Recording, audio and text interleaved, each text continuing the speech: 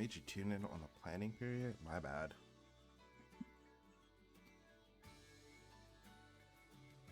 Wait. What?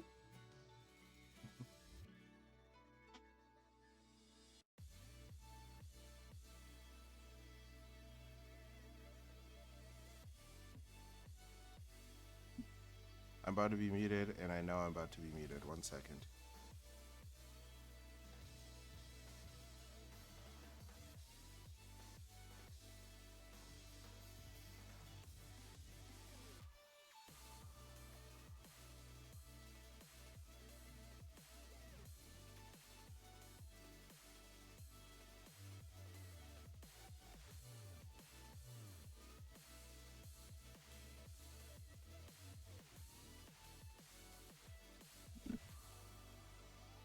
Okay.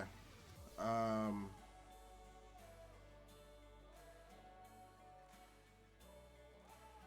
We weren't planning anything? That's really funny. Supposed to be planning. Did anybody actually, like... I know some of you stayed up, because some of y'all are on my stream, but... Any who stayed up and watched, like, the entire event? Because I know some people probably fell asleep watching.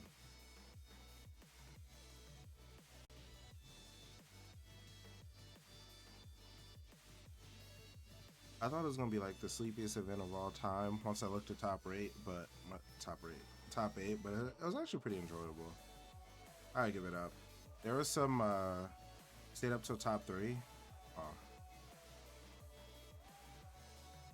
that's pretty good. You got finals, so you went to sleep right at the top 48 started. Your priorities are wonderful, very much in order.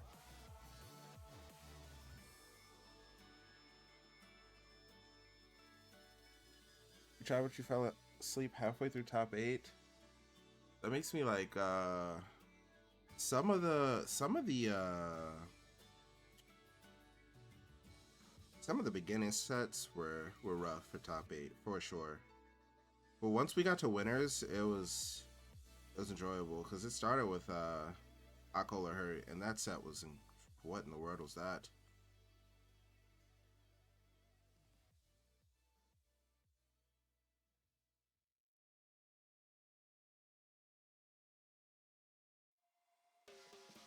Okay, for a while, I do think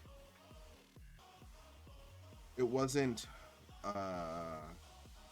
proven that Japan was as strong as they are. You know what I mean? Like they used to send over like Zachary. He would do well.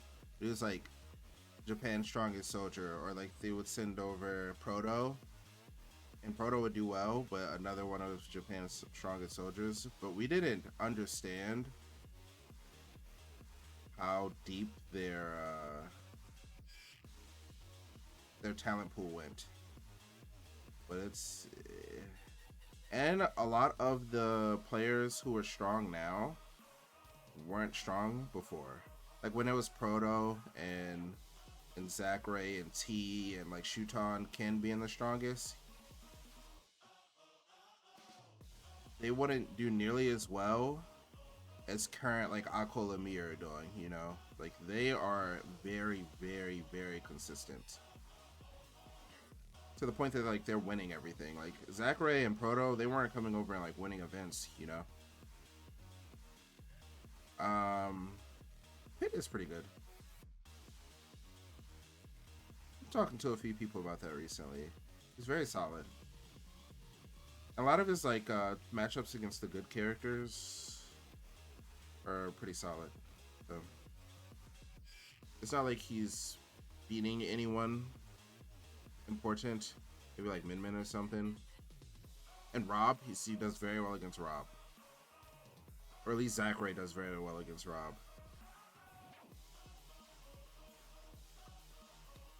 He's definitely not solo mainable. That's another thing I want to talk about. I don't think there are very many solo mainable characters like we used to believe, but we'll get to that later. I think we're starting to see how balanced Ultimate really is. and it's not seeming that balanced. So I mean, to what degree, like you can win like a P tier. I don't think there are very many characters that you can just play and win a P tier.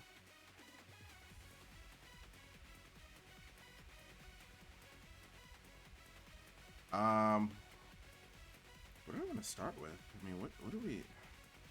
Okay, so I tweeted earlier. Let me pull up the tweet.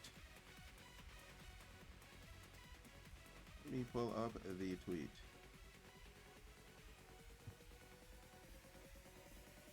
So I asked this question earlier, like, are the only players eligible for #1 this year Akola, Mia, Hurt, and Sonics? That was before I knew that there's actually only going to be half rankings.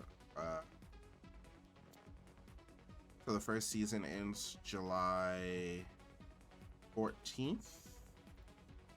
I'll tweet it again after this. Also, goat header, goat. First season ends July 14th.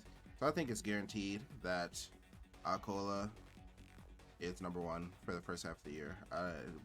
That's not like even important to talk about. I think it's pretty much solidified. It's more so like who's number 2 through 5. If you look through the winners of the P tiers, so let's go to Lumen Rank. If you look at the winners of the P tiers, it was Zomba. What? And then Umebura was that Akola, and then Dauto was Akola, and then Kagaribi was Mia.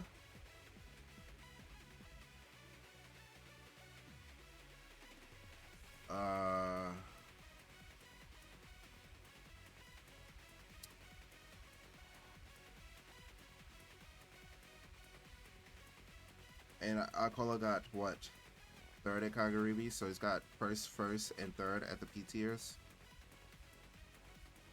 Yeah. Roy's not solo manable, absolutely not.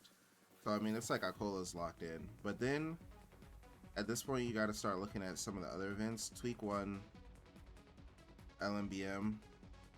Sonic's got second at these 3 P tiers? Sonic's was at Collision, right? I can't remember who won Collision. Who won Collision? But Sonic's got second at Genesis, second at LMBM. If he was at Collision, he either got first or second, because he always gets first or second, more so second, as of late.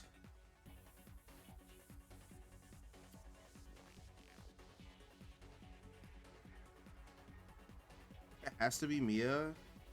So the problem is Mia's Genesis placement was a little rough. Sonic's was not a Collision, okay. Oh.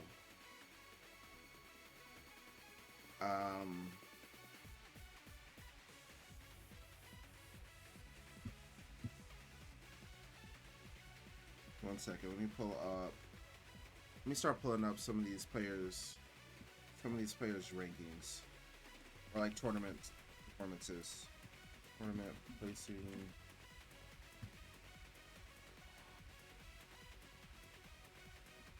I think in order to do things like this, you need to know the tier of the tournament. You also need to know like their losses. There's a lot that goes into it, but you can kind of guesstimate.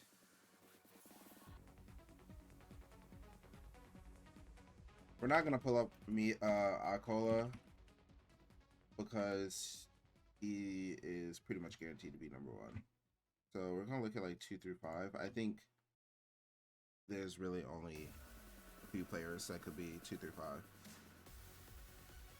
and most of them are Japan or from Japan. All right, let me pull all of the results up. Oh.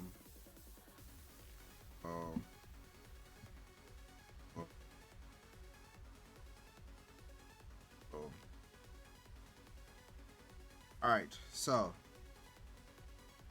Mia won probably the most important tournament of the year, but he also got second at the probably the second most important tournament, or he got 17th at the maybe the second biggest tournament of the year. Like points wise, I think Genesis. Oh no, Kagaribi is definitely gonna be the highest, but then Genesis is second. Um, but he has some outliers. Like he didn't do super well at Cirque. Didn't do super well at Genesis, but he's been strong as of late. Like first, second, first. He's been strong as of late. Spargo does not have a shot at being in the conversation, and we'll actually get to that later because it this is where like the shift in tournament importance is starting to come in. Um,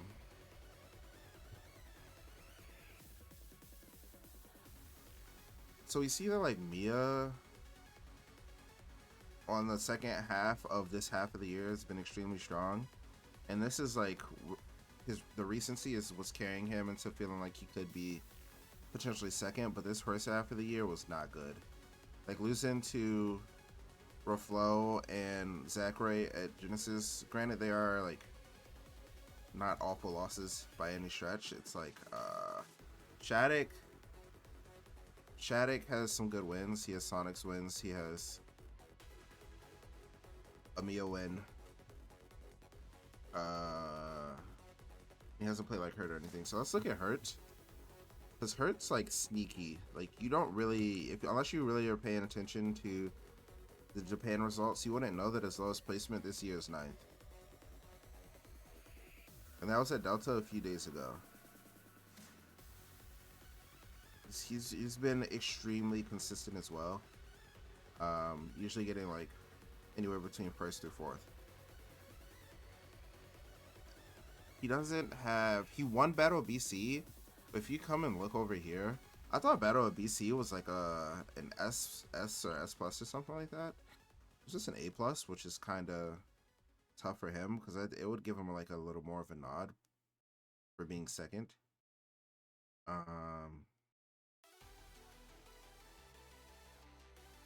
But you think Tweak is easy top 5? I think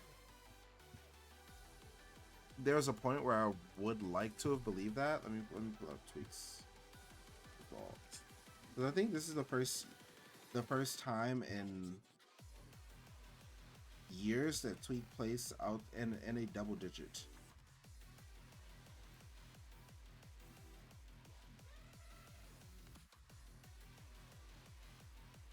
The last time Tweak had a double digit placing was SmashCon of 2022, so it was almost 2 years ago. But he got one, and at Collision he got 17. Tweak actually has had like an interesting year, because if you look outside of Collision, like if he didn't go to Collision and you erase that, he would have potential question mark. Let me pull up his results. He'd have potentials for a case. Started the year very strong. First at LMBM, fourth at Genesis, like the only American P tier. But then Collision was really rough for him. But then he bounced back and won Kawaii Con. Then he had an awful Luminosity Invitational.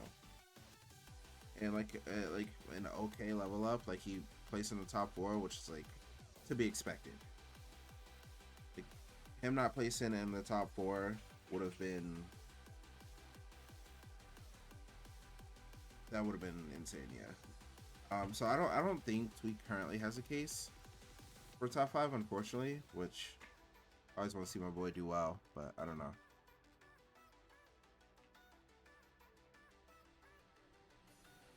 Tweak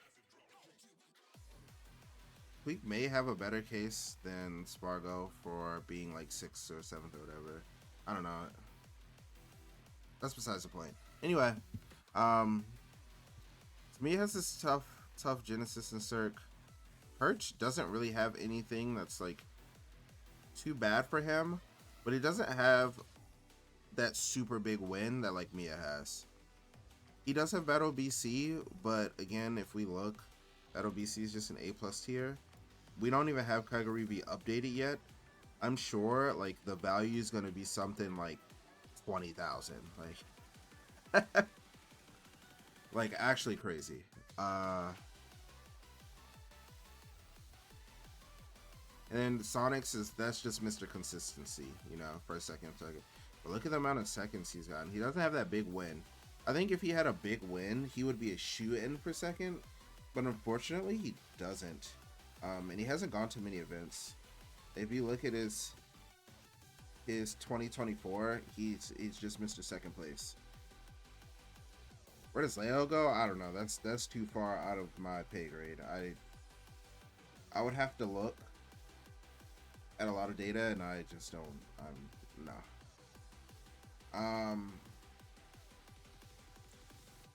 Sonics doesn't have that big win, but I mean that's Mr. Second Place, and he's not losing to anyone he shouldn't be losing to, unless you count Shattuck. Well, if you look at Shattuck's year, his lowest placement was at Genesis, and he still made top 8. Oh, is that I'm sorry, is that LMBM and he got 9th, which is probably like hurts him a lot. So there's a possibility that top 3 for this year. No, there's not. No, there's not. I mean, it depends on how Living Rank goes about it. But there is a world where top 3 this year is 3 Japanese players. Where it will be, or for the first half of the year, it would be Akola, Mia, then Hurt. Which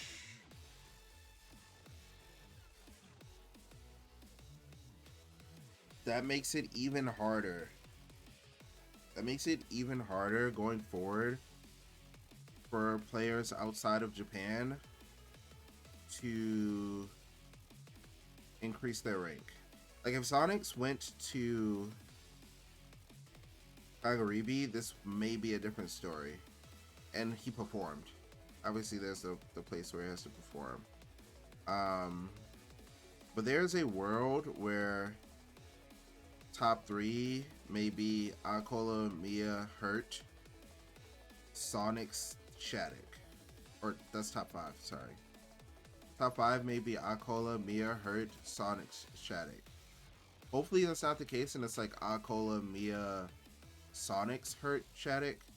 Or Akola, Sonic's, Mia, Hurt, Shattuck. I think Sonic's having that Kagaribi win is Light solidly 5? I don't know if Light has performed better than Shattuck this year. Let me check. Light has had a good year. Light has had a really good year so far. And he won level up. He was missing a win, but he does have a win now.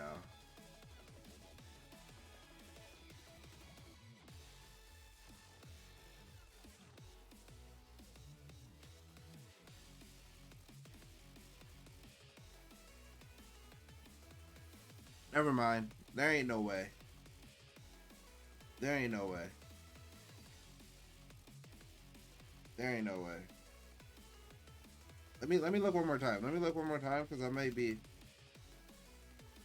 No, there ain't no way. I'm sorry. I'm sorry. I think Shattuck will definitely be ranked higher than Light.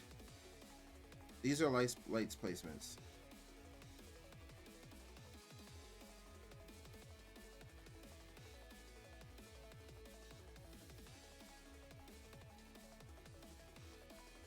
He won Lit Invitational. He got 17th at Cirque a day later.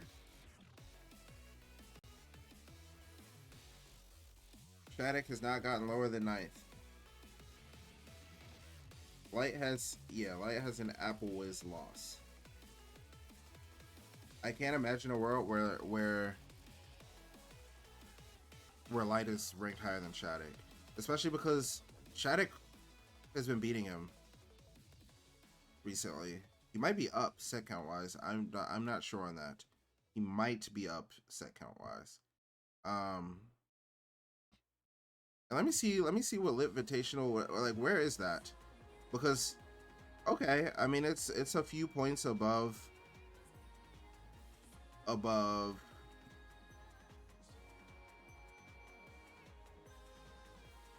above Luminosity Invitational, which Shattuck won.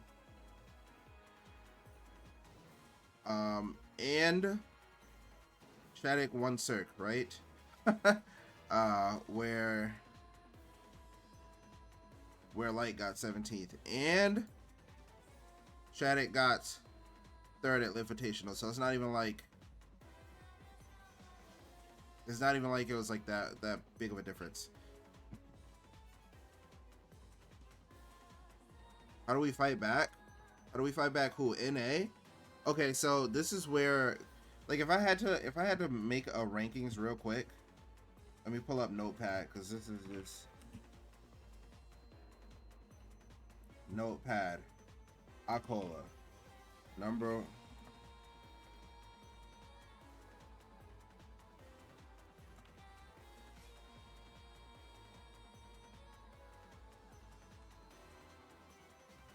For first half of the year, I'm probably gonna stop around like 9. So hold on.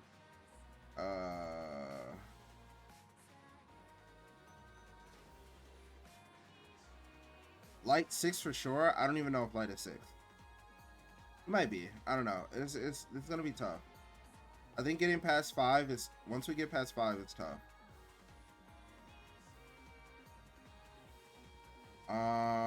We can't see it. Yeah, I'm working on it. My bad.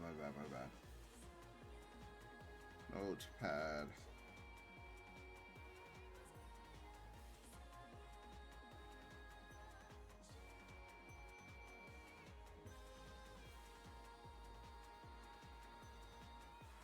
All right, let's lock in.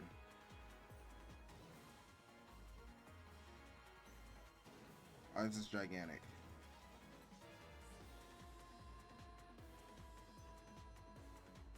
All right, bet. Also, your tweet going giga viral is so funny. Akola wins everything. Got 1/3.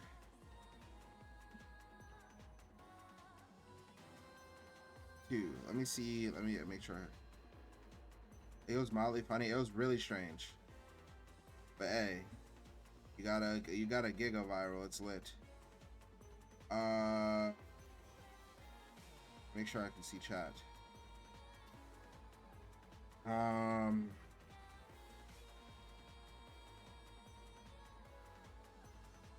And then rough first half, one biggest Japan events.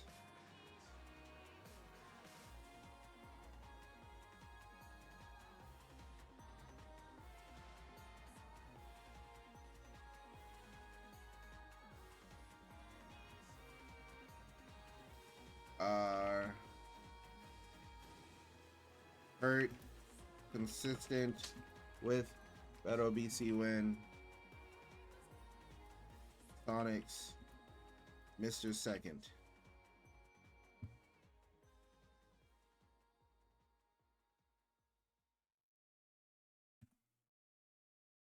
Hurt, Sonics.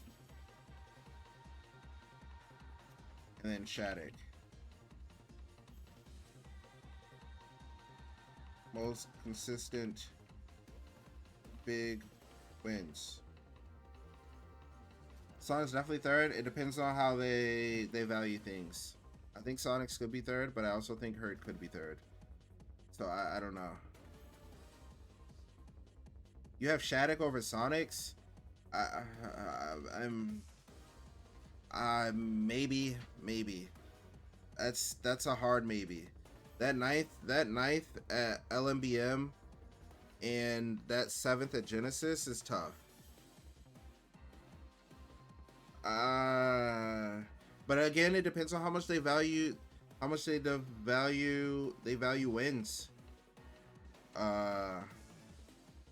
It just depends on how much they value wins. And then like it would be something like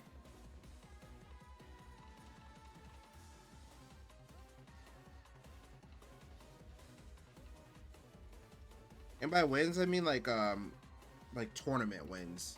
Like Static has won some tournaments. Hurt has won some tournaments. But Sonics only has second. Shuton Spargo for 6 out. I don't know. Like, is Shuton even in the conversation? Because the what's really interesting is after this, it starts to get a little tricky. I don't know, something like I'm just gonna put like, who knows? This is just what I'm gonna put. Let me check Tama P's results. Has Tama P won anything? Has Shuton won anything? Like, let's just do, like, we're just gonna do this. After top 6, it feels impossible. It feels impossible after 5. I'm not gonna hold you. Like, something random. Like, what are we? All right, cool. Something like this, right? Let's just say for the sake of a very quick ranking, this is the list. If we see, Sorbeer, how's it going? If we see there are, just like last season, 1, 2, 3, 4, 5. There are 5 Japanese players on the list, but the more important thing is that Tom P has a 49th. All right, you can go.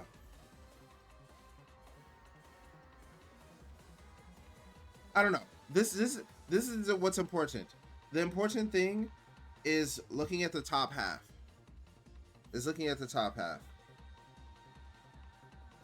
Sprago, somebody help.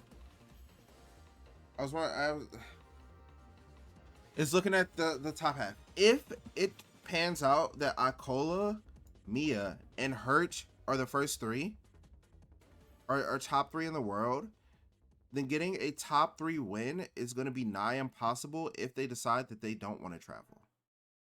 If it comes to a point where they're playing for rankings, they don't have to leave Japan.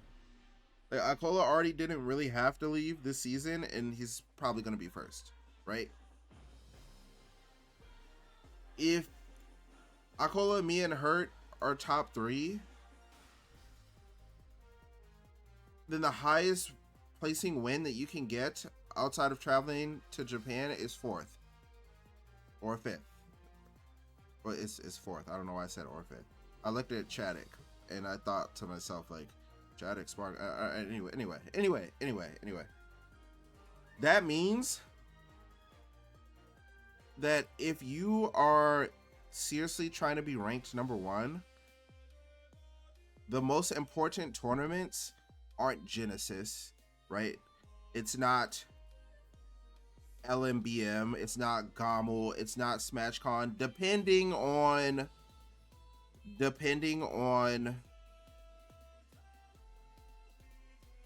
Japan's willingness to travel to like SmashCon.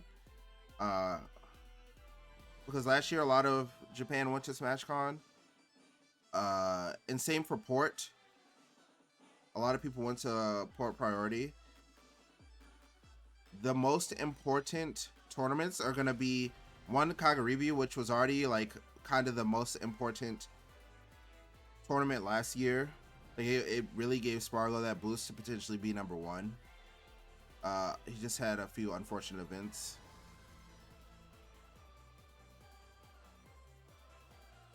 But there was a time where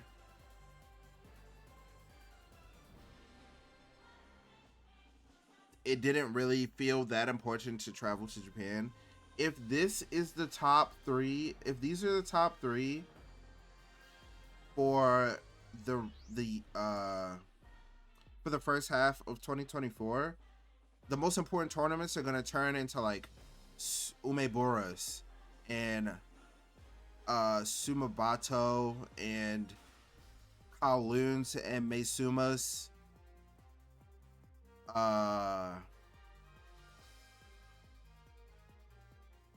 53 of the top 100 were at Kagaribi.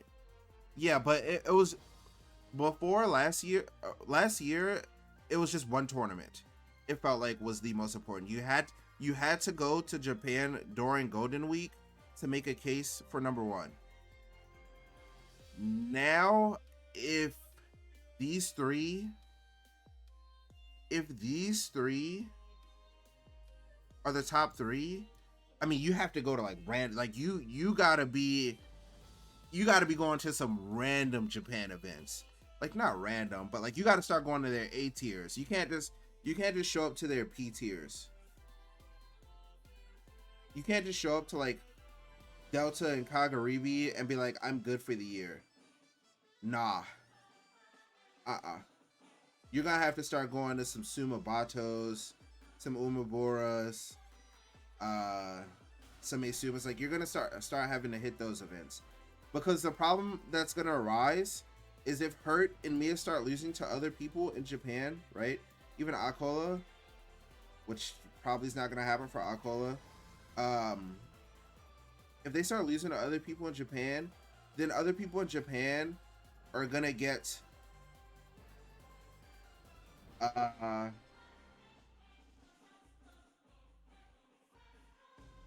gonna get top 3 wins. They're gonna get top 2 and top 3 wins. Before, they didn't have access. They had access to a top 1 win with Akola, and because Mia was 4th. So they would have had to have played Spargo or Sonics.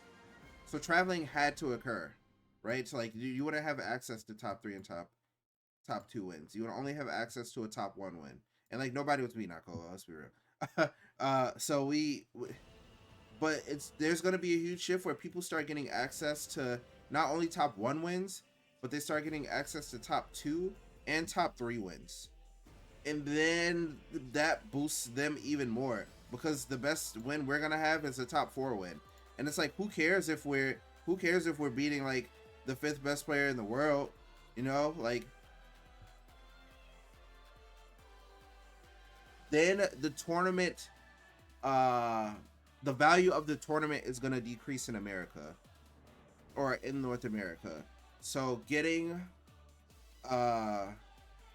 P tiers is going to be a lot harder because what's going to happen is Japan is going to start filling out a lot more, and it's already kind of starting to occur. Like it really started last year, but Japan's going to start filling out more and more of not the top 100 but the top 50, and it's going to be really, really difficult for NA to get any wins. But it's cool. It's cool. I like it. But it is something that we're gonna have to take notice of and like be prepared to see is if like players like Light, Spargo's already doing it. Sonics, I don't know what's going on with Sonics, but I'm sure there's like some issues why he couldn't travel.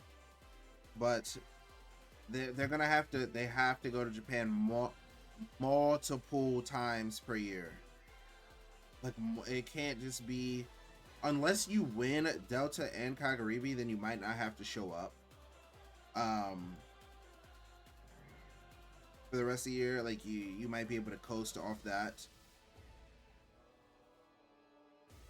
but the reality is that is going to be really hard. Light hasn't traveled anywhere, and it's time to keep in the top 10 stats by not traveling. I don't know if keeping top 10 is gonna be too difficult, but it might be. I mean, let's say Shuton just starts beating Mia and Hurt, then suddenly like, hey, like you're not getting these wins. You're not getting top 3 wins. Your best win is gonna be like Sonics. It's gonna be tough.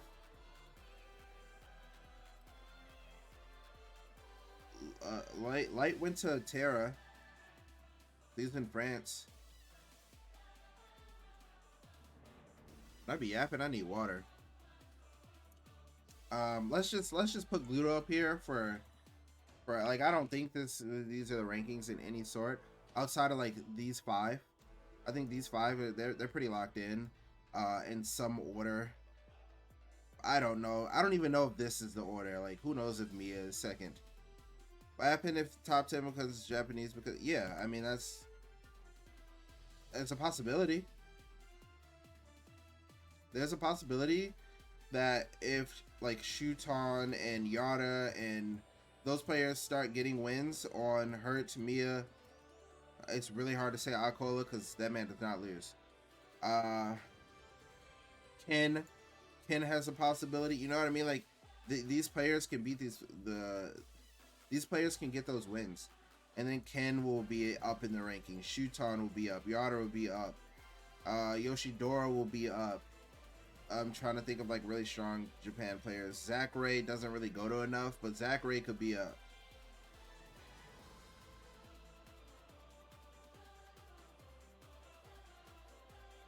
And slowly but surely,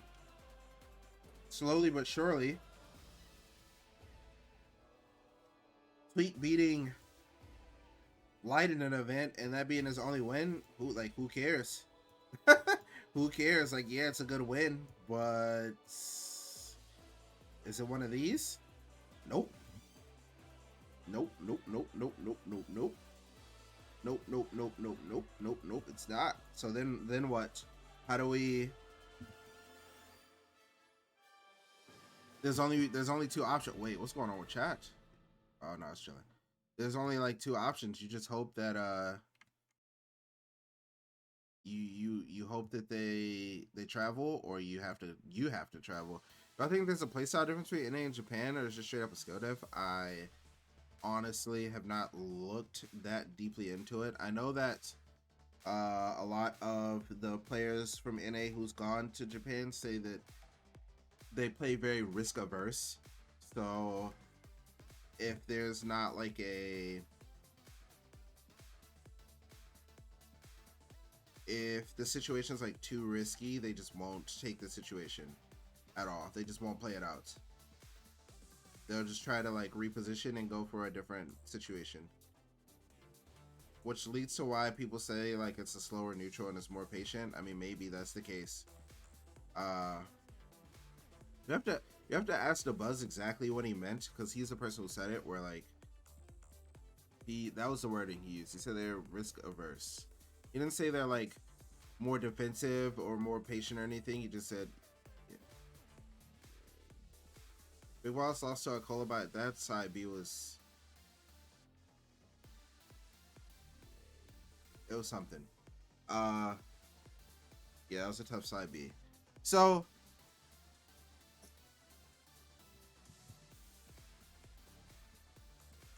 Gluto's close in top 8. Yeah, Gluto almost got top 8. So yeah, we're at this point where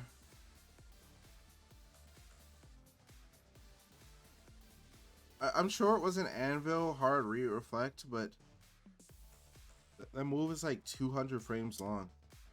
What? In a game where like moves are like 30 frames long max.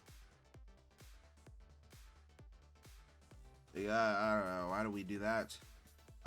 Yeah, so there's a very like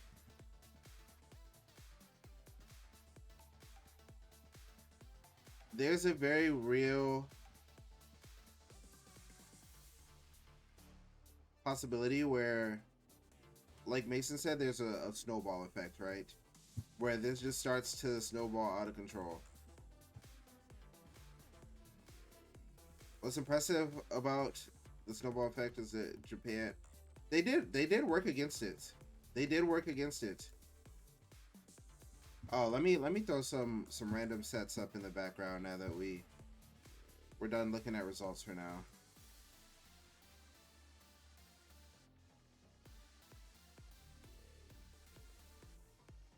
Oh, it's good, Dark.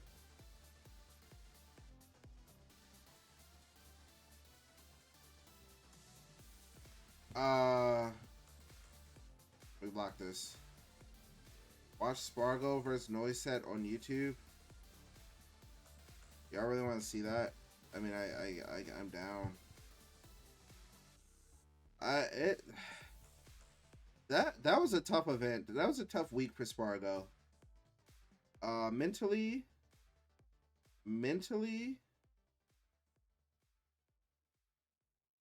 really hard on himself. Really, really hard on himself.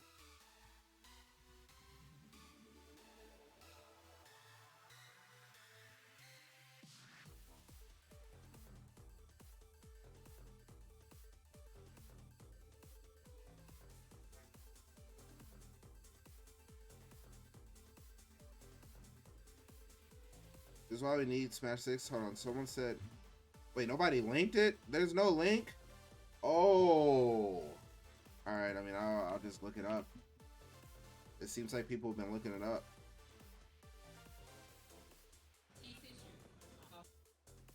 Oh my goodness. Look. Okay. Alright, I was about to say, if that joint stays this shaky, I'm not watching it.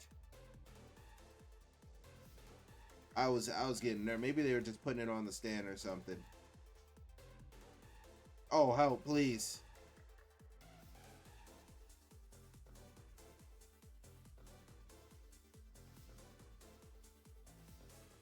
Camera probably didn't help. I don't know. I mean, he's probably like experienced enough with this. It's more so. It's more so.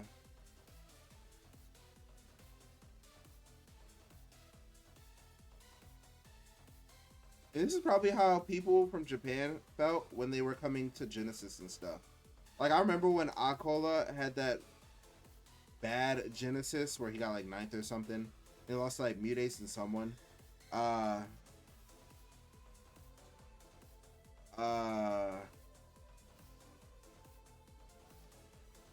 that was like Akola's one chance to like really prove that he deserved number one that year, or at least that's how like it probably felt, because it's Genesis at the beginning of the year, right? So like if you don't have a good Genesis, it probably feels like you should pack it up.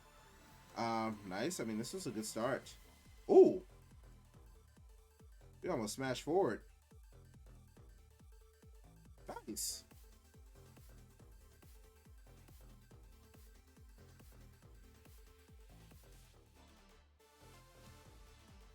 Doing that up air is actually insane. I blame people for doing that up air after that down tilt. It does not make sense. Does PT win this matchup? I have no idea. I doubt it, but who knows? There's probably more intricacies than we think. Can we talk about how much Meister's revved back up? Bruh. What's going on? That's starting to feel like NA's strongest warrior. That Diablo, huh? Tweak is not playing Pokemon Trainer. It's just not happening. I think the more that people ask him to play Pokemon Trainer, the less likely he is to do it.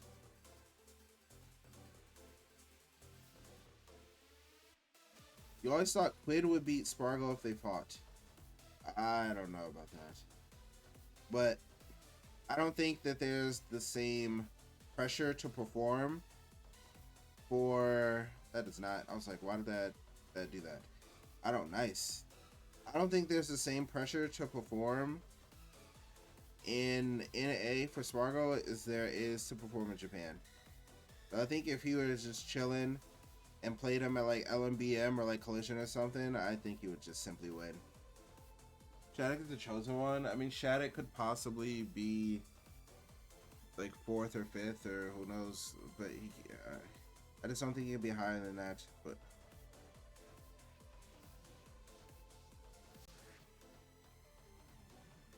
that game one was really dominant. Oh, they have speakers at this setup. Does every setup have speakers? Does anyone know? That would be cool. Nice.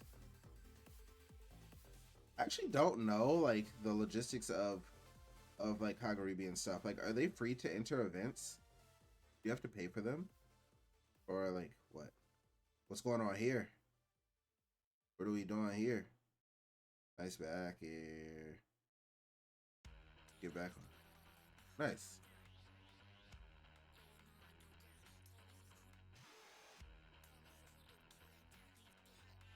I wonder if Akola was thinking about that. Like, as why are we off stage with the forward air?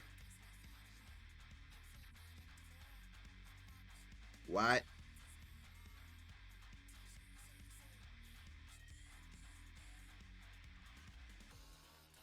Okay, so a thing I say very often when a very, very good player, especially a player that's much higher ranked, plays a what a recovery. I couldn't see all of it, but it's I'm sure it was very good.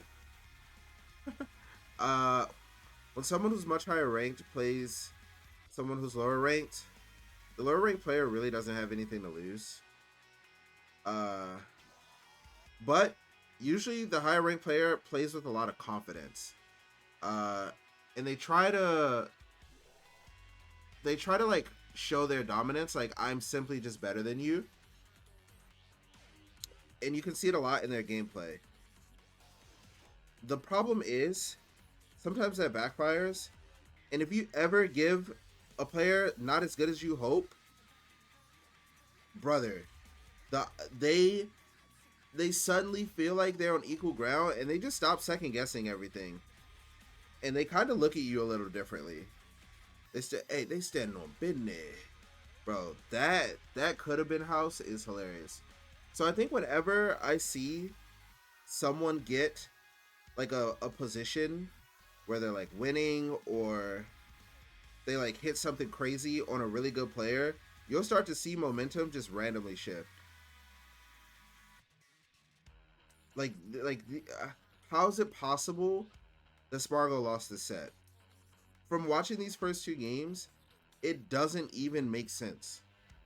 I don't even know if he wins this game, but if that's the case, like, how would we lose this game, right? Obviously it's probably something like he just got hit off stage and exploded. But I'm sure at some point, either Spargo does something really, really stupid, or Noi hits something that just made him believe that he could win. That's all. That's all the worst player normally needs is the belief that they can win, and suddenly they just turn into the best player in the world.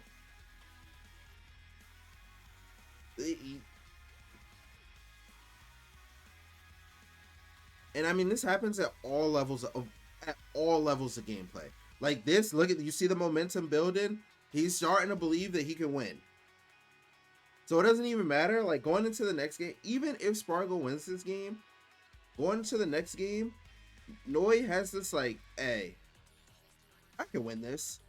That thought is slowly creeping into his mind. And Spargo's slowly starting to think, can I lose this?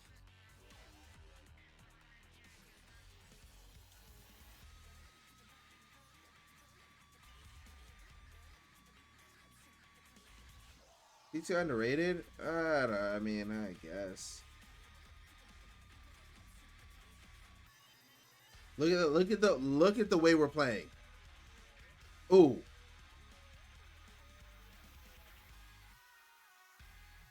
What do we hey?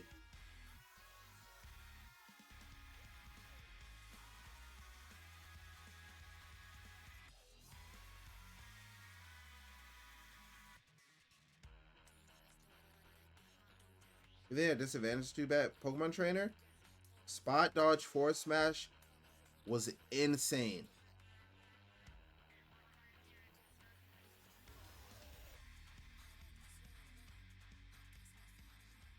Like if Noi takes the sock soon without taking too much percent, we're in a good spot. As a Noi fight. Now, obviously we know that Noi wins the set, but like we didn't see how it played out. But look at like before when Spargo took the stock, he would do like 70, 80. He might even take another stock. I think the first two games, he was up 3 stocks to 1. Now it's a competitive set. And like you can just feel it. Noise slowly but surely. Oh, I'm chilling. Oh, oh, like we're keeping it very competitive.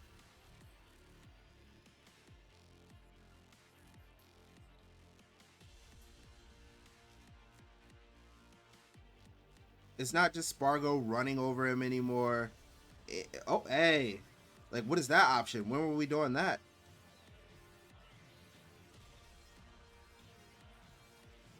Spargo's not going for the down airs that he was going for before. Like first game, he got so many stocks by he got 2 stocks right from just doing down air at ledge. noise going off stage more. We're not just trying to do down tilt to 2 frame. We're starting to get a lot more confidence in our options. Nice. So, but like, look at that. Think about the first few games when you would watch this situation. Spargo would go out and do double jump back air, right? Right? Spargo would go out and do double jump back air and not care about the consequences. He did not care about the consequences anytime he did it.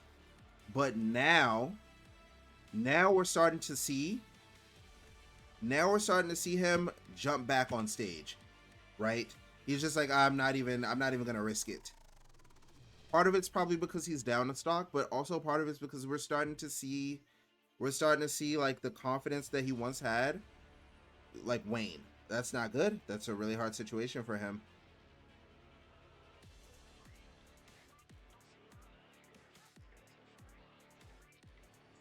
Noise starting to ledge trap more confidently, edge guard more confidently.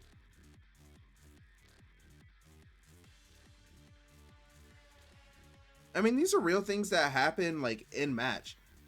And the reason part of the reason I know this is because, like, I've played the game for a lot. I've experienced these thoughts. I've played players where, like, I'm destroying them. I'm like, oh, this is gonna be light work. I'm feeling confident.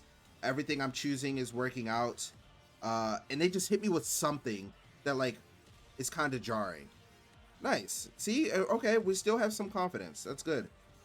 We did that spot dodge before. Nothing's changing.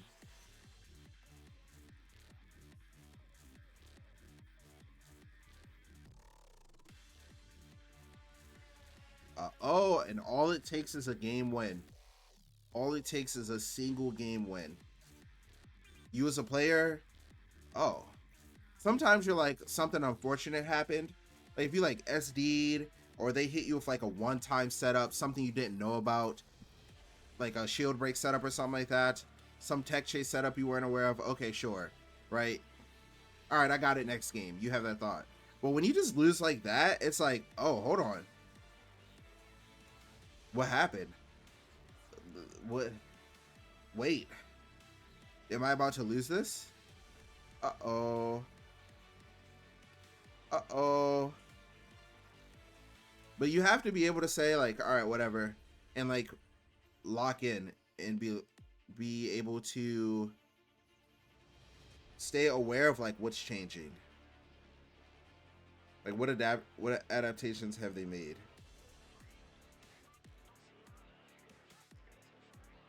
This is big damage. This is big damage. I'm surprised we went for back air instead of forward air there. Uh-oh. Parries. Like, I'm telling you, you start seeing more confident things happen. The ledge trapping is getting more consistent. Now it's Noi who's going off stage and not caring about their positions being reversed. He doesn't care if he loses stage. He's like, all right, whatever. Like, if I get this edge guard, it's cool. I'm gonna get off ledge. I have that confidence now.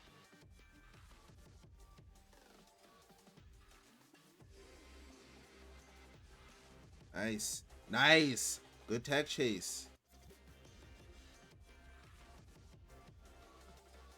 Like, what is that? What is that option? We are feeling ourselves. For sure. That was a very good up smash from Spargo.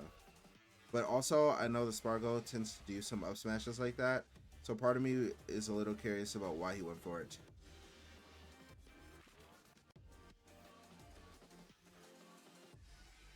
Great Cloud up smash. Yeah, it's good. Look how far back Spargo's starting to play. That DI was what?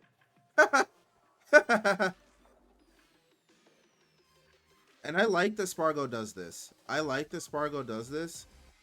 I think when there's a player that you're better than, if you, what game is this?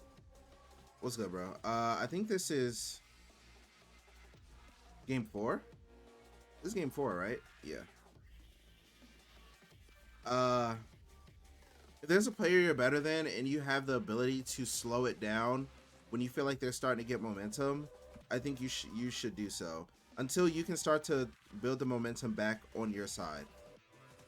So I like when he did this early. He did this in another set. He played Reno, a Byleth, and instead of trying to like brute force and be dominant, he was just like, all right, I'm not gonna get hit. I'm not gonna take damage. I'm just gonna take it slow.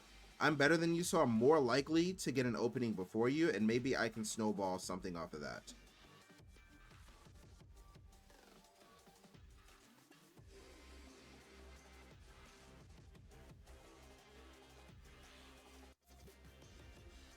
That's tough.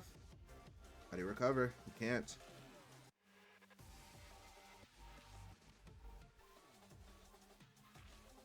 Something I like to look at that I think is really important is how much damage people are taking in between stock losses. Good spot dodge. What in the world? Another parry.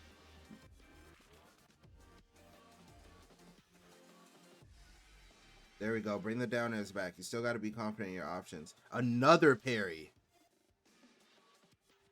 And when things like this happen, especially as a sortie player, you lose your ability to swing safely, which is like what a sortie is. It's what they do. They have a sword and they're like, bro, like, what are you gonna do? I have a sword. I'm just gonna swing. But when you start second guessing, bro, what are you gonna do? I have a sword. I can just swing. Uh-oh. Then what are you doing? You just let them into your sword area? Like you let them bypass the disjoint? Goodness gracious. Goodness gracious.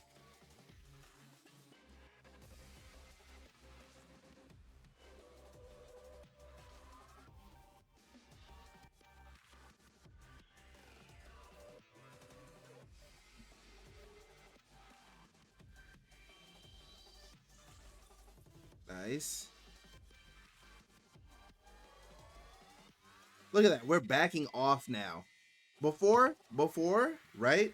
Sparkle would have sent that forward air. Whatever. Whatever. He's gotten parried so much. Where he's getting parried so much. I'm gone. I'm not even like forget that situation. Forget it. Forget it. Forget it. Forget it. Forget it. Look at him. He's just jumping from platform to platform. Like I need to get down.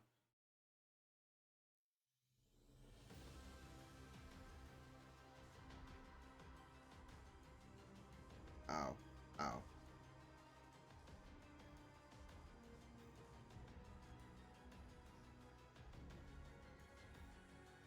Neutral B is huge. That could lead to something. Where's our confidence? Like what? Like we're charging limit? What happened? That's not Spargo. It's not. That's not how you play.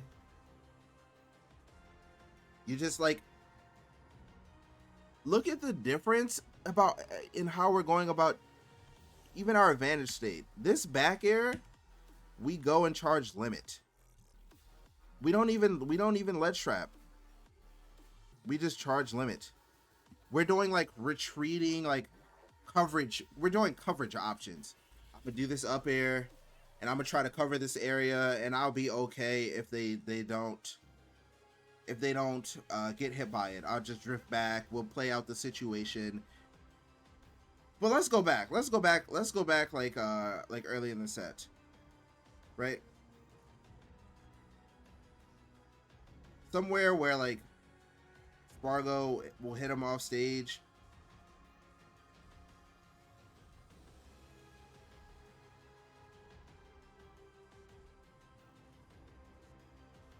Where look at the like look at the like look at the difference. Look at the difference in how we're playing. We're not drifting back. We're out there, right? We're out there. We're drifting forward with the up airs. We're not drifting backward. Boom. We're trying to forward air. We're not doing. Look at that. We're out there, right? We get to game five. We get to game five. I forgot where we were. I don't want to go too far. I don't want to go too far. Uh, this is game four. This is game four. Why do I feel like this is game four?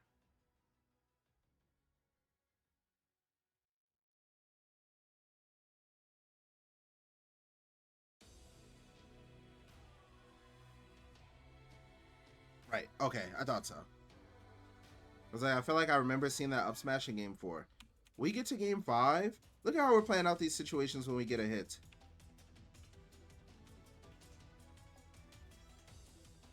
We get this blade beam. We get this back air. We go to charge limit on a platform. What? We stand here and charge limit. Where's the forward? Where's the forward air here? Where's the moving forward up air? It's all gone. It's just coverage. I'm moving backward. I'm good. We're defensive option after defensive option.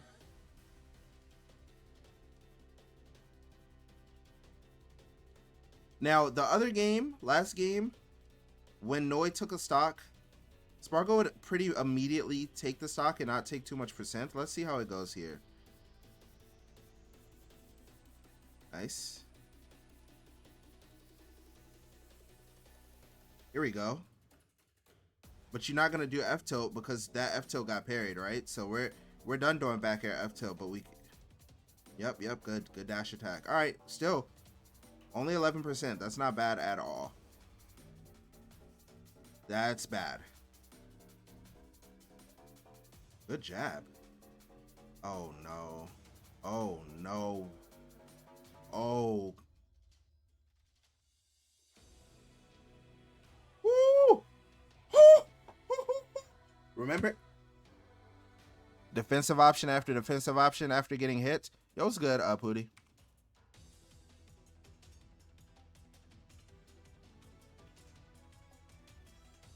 Like, another example, right? Let's go back to, I think it was game 1. It's going to be tough to find.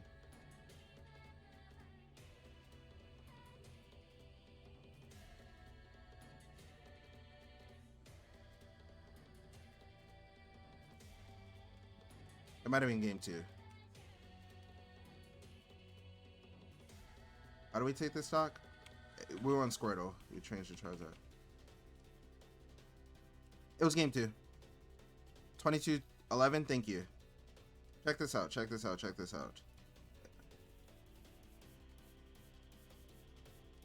We got hit, right? We got hit. We don't care. We don't care that we got hit. What are we doing? We're pressing forward air. Just raw forward air.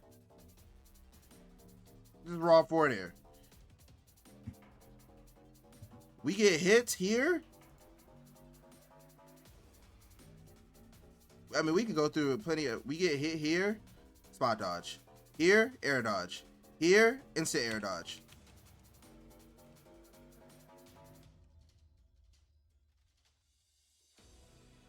We get here. We're help. Early up B, air dodge. Here, air dodge. Boom. What are we doing? We got hit, double jump air dodge. We got hit again, instant air dodge. Like, you can just slowly see a player crumble.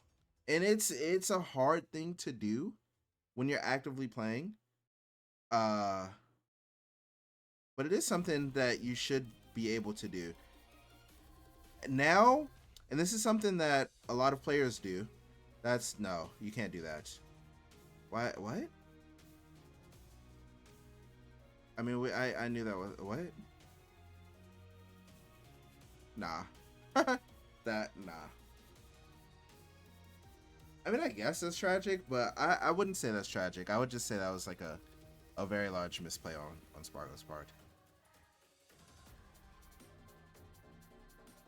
Oh. Bo.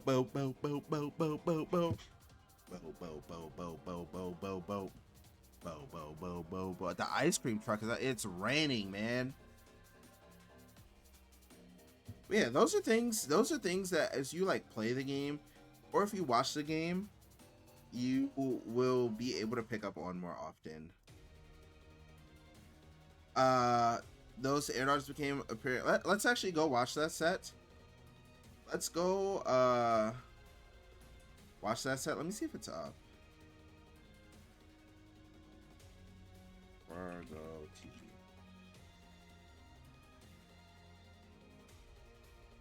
TV. I mean, I will watch a Larry stream.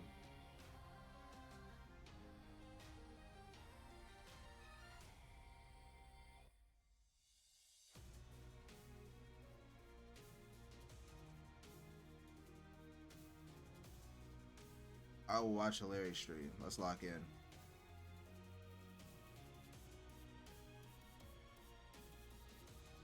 Because something you'll see very often is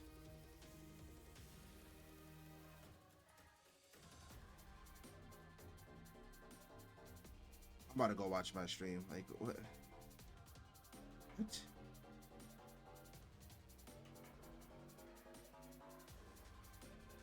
What?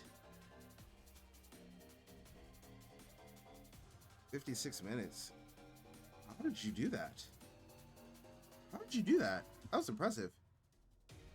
Okay, so something that you'll see, and Spargo just did it, is if a player's getting hit too much and they're choosing a defensive option, especially, but mostly if a player's getting hit too much, they will try to reversal you. They just will. They just will. And I think I watched Spargo fall victim to that a lot, like way too often. I couldn't believe how much he fell victim to it. I'm not watching the entire set. There's just like specific moments.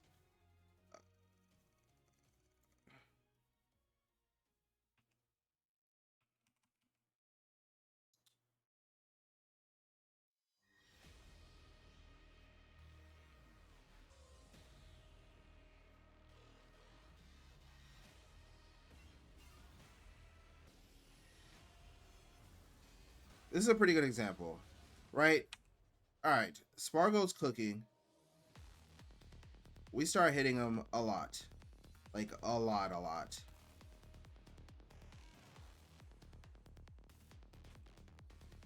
Spargo hasn't gotten hit in mad long. I guarantee you, the next time we get hit as TG, we go for a reversal.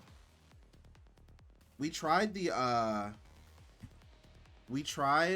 egg out of hit stun. These aren't situations where you can go for a reversal.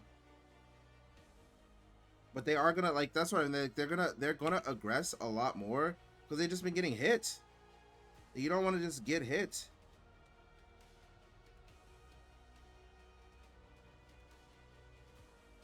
There it is. Look, hey. Like the amount of times that I saw TG jump from ledge when he started getting cooked was out of this world. Also, this FD pick was the worst pick I've ever seen. This was up there with one of the worst stage picks I've ever seen. Because the way that TG was getting a lot of mileage was being able to dance around the platform, but also just having the option to do like neutral B into Wonder Wing it's just really good. Or he got a stock from doing forward air across stage, and Spargo landed on the platform, and he did Wonder Wing. Like what happened? Like why did we pick this?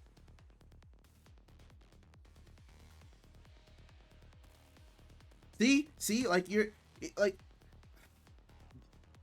there's like weird. I don't really want to call it like psychology in Smash because I'm not like a psychologist and I don't have a degree in psychology. I don't know anything about like the human brain. Like I'm not an expert in that area, but I do think that there is some validity to noticing a lot of patterns in play across all levels.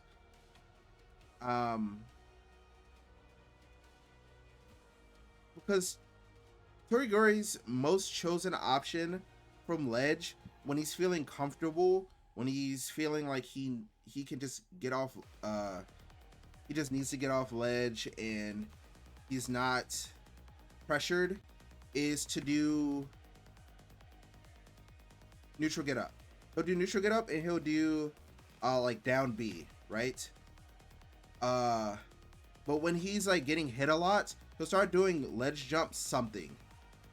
He'll do like a lot more jumps.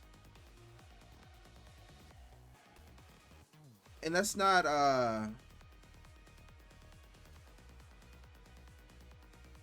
like how did this forward air happen? I'm gonna assume yep, we got hit and we've been getting hit a lot, so we did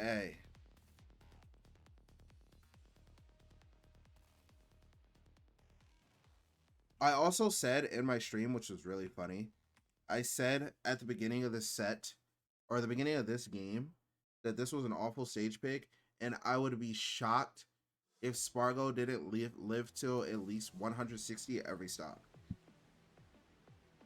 And, you know, there's only 2 stocks played out. So, yeah. Like, this had to be one of the worst stage picks in modern, in like recent history.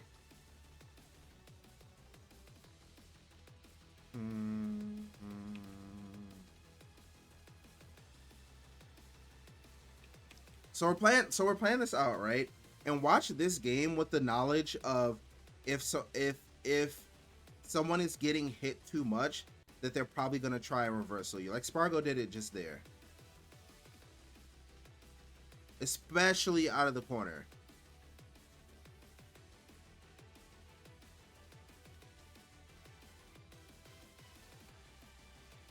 See how like we got hit once? It's like, oh, air dodge. Honestly, that air dodge was awful, right? Like it didn't do anything. It didn't. Bro was shielding. We should have gotten a punish here. We should have. But we didn't. Getting hit a few times, neutral get up. We're still good. We're starting to feel it. We've gotten ledge trapped a couple times. We've gotten ledge trapped a lot of times. What are we gonna do? What are we gonna do? We roll. That's fine. We're still getting hit. I'm running out of options. It feels like nothing I do is correct. It feels like nothing I do is correct. We got back at what's going on here. What?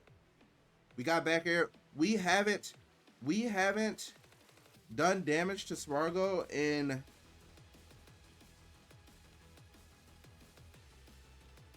maybe last time we got hits was 617.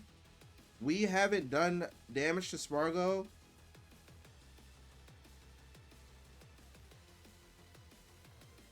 it's been 30 seconds at least. We haven't over 30 seconds. We're almost at 40 seconds of not doing damage to Spargo. What are we doing? We got to figure something out. Spot dodge down tilt. We got to figure something out. Okay, sure. Hey, I give up. I'm just sending the forward air. If it hits, it hits. We burned both jumps as Banjo. Both our mid-air jumps. Put ourselves in one of the worst positions known in Smash Brothers. We just burn the jumps and just send a forward air. Forget it. Like, I'm just sending it. I lose my stock, but it's cool.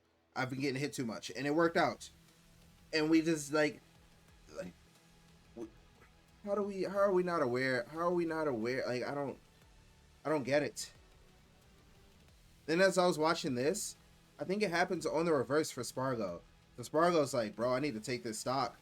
Look at the aggressive options we start choosing.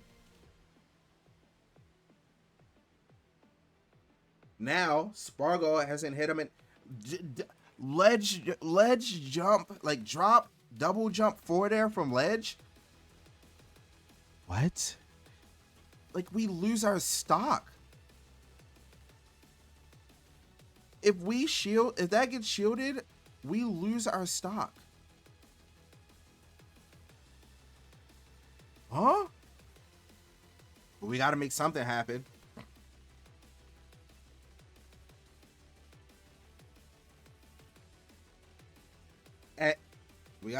we gotta make something happen. Ooh. Boo. That was really good. Like, that was really, really good. And now, we start feeling the pressure. Spargo, game 5, he's sitting there. He's like, bro, I just did poorly at Delta. I'm down a stock. I can randomly just get down tilted or like something stupid can happen. And I just lose my stock. I have to play so solidly. Like, there's too much pressure on me. And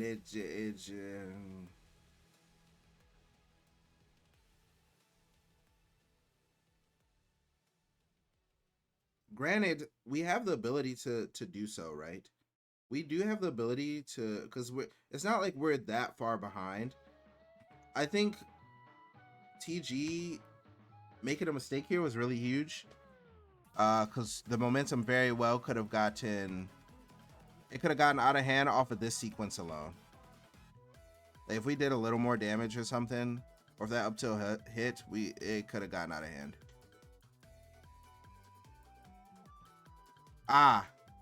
And here comes the Tweak. Used to do this in Smash 4, by the way. That double jump air dodge thing, it's just a cloud thing. Any like the cloud ages, they'll all do it.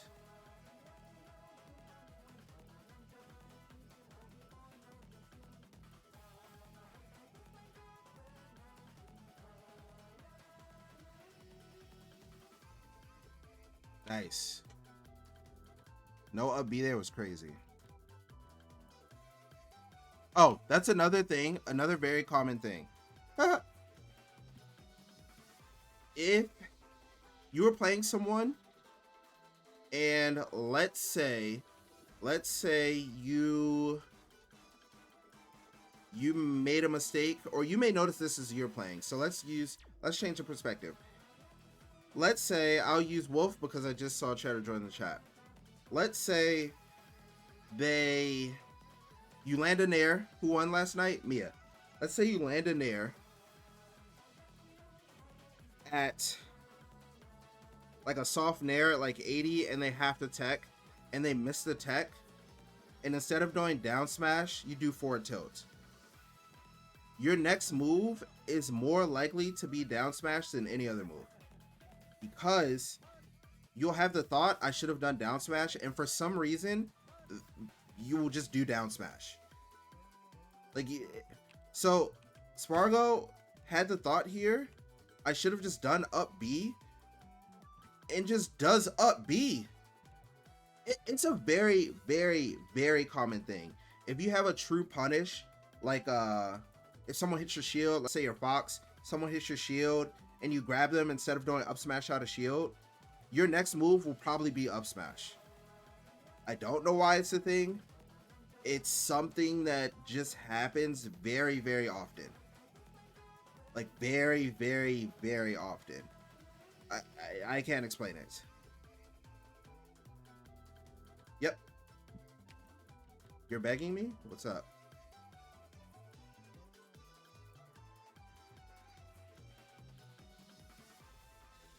Please make this into a video? Like, how do I do that? I need a title. I need like a thumbnail, like those. That, huh? I gotta edit it. Oh. This was some of the ugliest ultimate I've seen, but it makes sense. It's game 5, like stuff like. You miss banger sets. You actually, it sounds crazy, but you actually did end up missing banger sets. Also, come on, like, I actually thought Spargo had this in the bag until I watched him play this out. Once I saw him do full hop forward air into this back air, I actually got upset, because for the last, it might have been 5 seconds. It actually might have been 5 seconds. He's just been shooting the blaster. Let's see. 4. There, like, what do you think he's looking for? What? Like, huh? And at least if you're gonna get hit by it, don't get hit close. Like, hurt by me top 5 or 4 now. All right, I'll bring it back up because I did it earlier, so I don't have to do too much work. Everything after 5 isn't important. These are probably the top 5 for the first half of the year. I don't know. There's a few events until July, but currently this is what it's looking like, and I can't imagine that it would change much from this. Maybe if Tweak wins Momocon and Gommel, I think he's at both. Or if Sonics gets a Gommel win, if Sonics gets a Gommel win, he could very well move up to 3rd or maybe even 2nd. He won't have a P tier win, which will kind of hurt him, but he does have a 2nd at Genesis, which is the only American P tier. So, it's a pretty big boost for him. But Sonics has only gotten 2nd this year. It'll be really tough for him. Yeah, we'll see. So Hurt could be 3 or 4, because Hurt has 2 Akola wins. And how do you get those? you could not have gotten an Akola win this season unless you were in Japan. So if you didn't go to Japan, you can't have a number 1 win. You can't. At least Mia went to NA a few times, so you had the ability to get a like top 4 win. What's my ranks off raw skill and talent? I don't know. That's hard to judge at this point.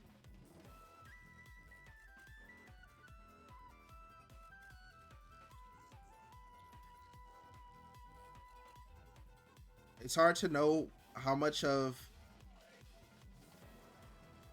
the characters are playing a factor. It's hard to know how much of the work that these players are putting in. Do I upload the analysis I do on stream like to YouTube? I mean, like enough people are saying it, like sure. You might still have Zachary in top 3 off raw skill and talent. I'm not gonna hold y'all. I haven't popped off watching a set in a very long time. Not since, I mean, I guess it's been 4 months. Not since I watched T versus Tweak at Genesis. But that Zachary comeback against Akakisu. Did I say that right? I always butcher it. I can't remember how many Akakisu or something like that.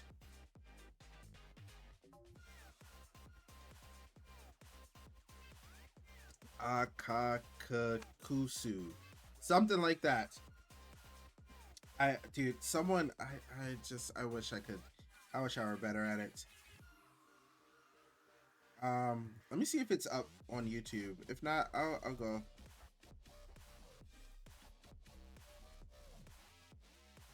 And people were looking it up. Let me see.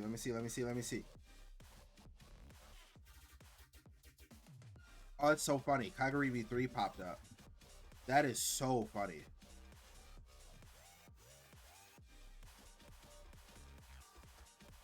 Oh, MK Leo and Zachary were playing a lot recently. I didn't know that at the Tokyo Smash Bootcamp. I guess they were just playing a lot of friendlies. All right, let me tap in. Dang, Chick-fil-A, that sounds kind of good. I'm good though.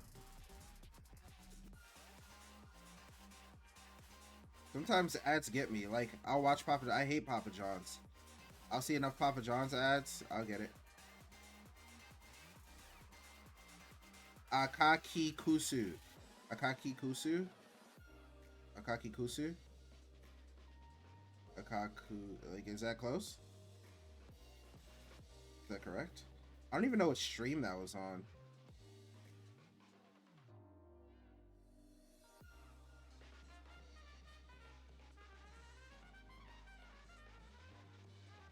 Oh, I found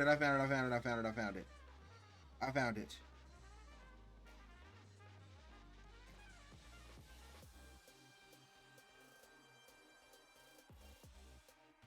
Okay, so actually, this will be a really good example because let's see, is Riddles out of top 10 so far this year? I don't know. Maybe. I haven't really looked at its results. Riddles Smash.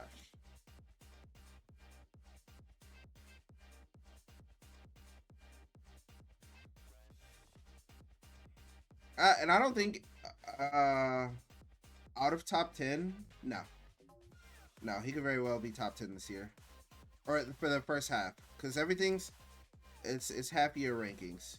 So he got ninth at LMBM, ninth at Genesis, 13th at Collision. That's tough.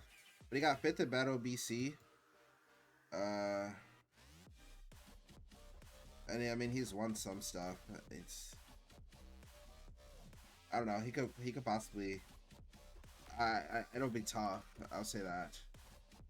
But the rankings end July 14th, so it's still 2 more months. Yes, he could do some work in the next few months. That's why I wouldn't say he's like out of it. All right, where is it? Where is it? Where is it? We gotta lock this in. We gotta lock this in.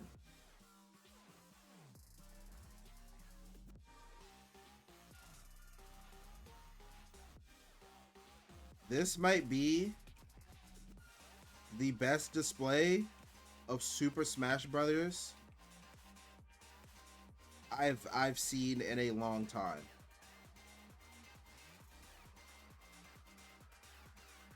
Mind you, this is I don't know what buff this is. I don't know what buff this is. I can't tell. It's Psych Up or Oomph, right? So we die to pretty much anything. We die to F tilt. We die to back air. We die to forward air. We die to up tilt. We lose our stock to a lot of things. We might lose our stock to up throw. Brother. It starts with us getting off ledge into dash. Mind you, that dash was buffered, which is really interesting. Into another dash into this pivot grab.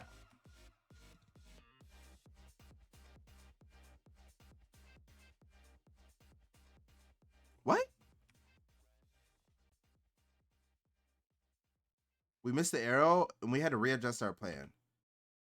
And we just, hey, where you going? Hey, where you going?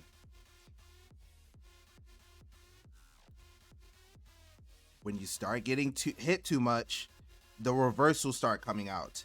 Like get up attack? Nah.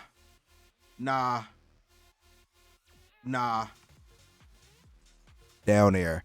Dude, I'm telling you. I'm telling you. It's I don't know what it is, but it is a thing.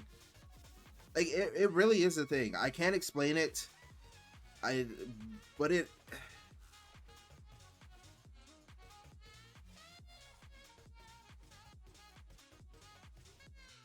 oh my god. Map.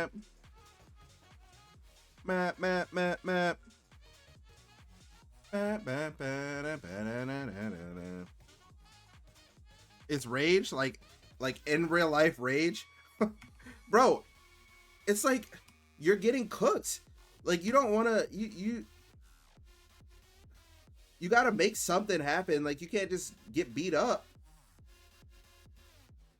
I guess. Like we chose defensive option. It was the same defensive option, but we chose defensive option, immediate defensive option, into defensive option, and we said, "Bro, this is not working. This is not working.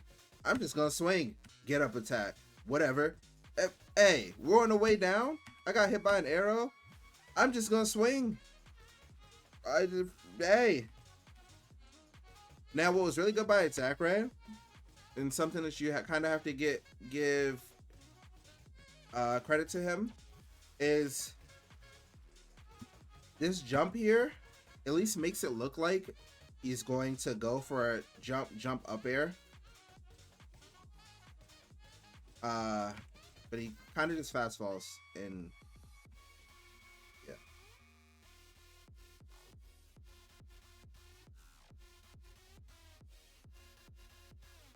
Bro, watching this man play, it's like a work of art.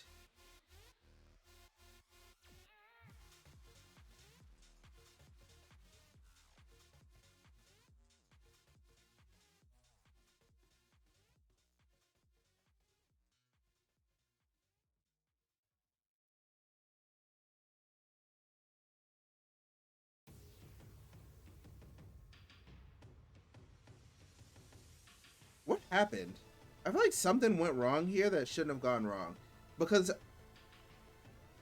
uh Akaka Akakakisu should have had a moment of reprieve here.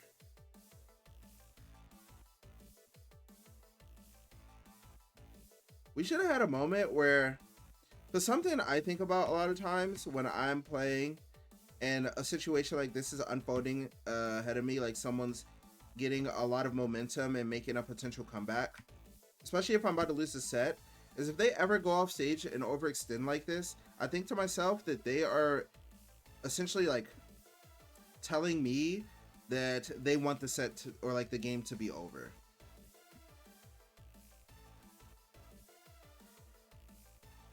So it's weird to me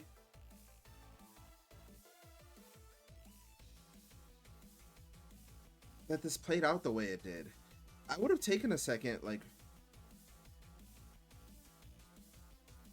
looks like we did take a second and the answer we came. No, we didn't take a second. Yeah. After this air dodge, like where Zachary goes off stage, um also we just buffered this air dodge. We could have waited and saw what happened. But regardless, I would have just taken a second. Because a lot of times when people overextend off stage and they try to go back on stage, honestly, I might have just pressed get up attack right here. I'm not gonna hold you. That's something I do a lot. If I didn't immediately press get up attack, then I would have just waited and like watch how the situation played out and kind of like looked for how they position themselves, so maybe they could tell me what they want. Because a lot of times people, when they hover the edge near the edge of the stage like that, they'll press a button. Especially if it's a character like I like using Wolf. I just think Wolf. Lucina also. They have like a nair that will like cover a lot of options. Sheik does things like that as well, or like a move that'll cover a lot of options that they can act out of. So if you were to decide to immediately buffer a jump, the nair would clip you, and they would have like good positioning, or they'll take your stock depending on the character, or even if like you roll, you're fine. The only thing that beats the nair in that situation is doing a get up attack. So it's something that I think about really often when I see people like I'll just go back frame wise. When I just grab the ledge and I see people in this position, I very often just press get up attack. I don't even think about it, which is probably something I should think about, but it's like so ingrained in me. It's like a habit. It's so ingrained in me to do it that I like almost always do it. Yeah. And I mean, Zachary pressed a button. He pressed up air. Get up attack would have worked if he did it then, but she did it now. Also, another thing, which is my favorite thing to abuse. I pretty much tell people how to beat me a lot of times. Is okay. So we took our time here. We did roll twice. We're gonna choose something different. We're guaranteed to choose something different. Guaranteed. Guaranteed. You don't even have to like play for roll. You don't. They're guaranteed to choose something different. The better the player is, the more likely they are to choose something different. So if I were playing someone who... That's not true. So there is kind of a bell curve to it. Just like everything. In Smash, has Zachary ever missed a top 8 at Kagaribi's attendant? I'm not sure. I do call him Mr. Kagaribi, so I don't know. Maybe. Maybe not. I mean... So, for players who are unaware of what's happening, I would expect them to choose whatever their comfort option is throughout the set. So if they've been choosing roll a lot. I would look for roll because I'm like they're just comfortable. Even if it's been getting hits, uh, I would still look for roll because they're not good enough to like understand what's happening before them. When you get into playing like a little better, like mid-level players, even high-level players, uh, they kind of have like an understanding of the game at like a base level, so they're more likely gonna change their option. They're not gonna choose the same thing. More likely than not, if you hit the, especially if you hit the option twice, they're probably going to choose something else. A really good player is more likely to uh see what's like happening in front of them, and there's two ways they'll go about it. They'll test you and they say, okay, are you going to cover roll 3 times in a row, yay or nay? Or they'll choose something else. So that's what's hard about playing against the better players, is some of them will test you and like your ability to stay confident in covering like one single option over and over again, but they also might do something different. But I would, as a decent player at the game, I would always play out the situation with the idea that more likely than not, they're going to choose something different. Especially if the option they've been choosing is roll. If it were like ledge jump or something, I would expect them to keep doing ledge jump because the option is just too strong. And I think players understand the strength of that option. And I would just play for like them doing neutral get up or ledge jump, and like positioning around that, because it's just too strong of an option. And you can reverse the situation by doing ledge jump better than you can reverse the situation by choosing any other option. Unless you're playing someone who is willing to like hold stage. So if you, because for someone to cover neutral get up, a lot of times people go for grab, or they'll do like, they'll throw out like a hitbox or something like that, but there is some timing required to it, and it's kind of strict timing. The reversal potential of spot dodge into something is too strong. The reversal potential of jump from ledge and someone whiffing their option is too strong.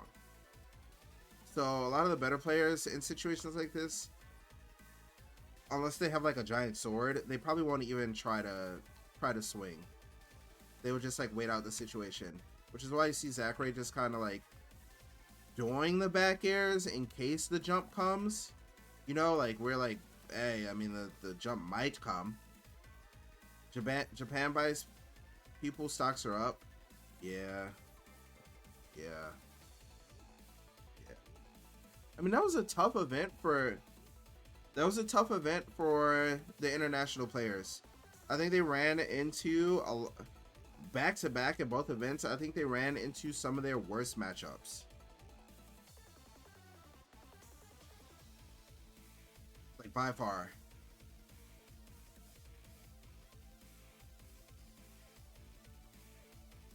Spargo worst matchups. Okay, Spargo's like a weird case.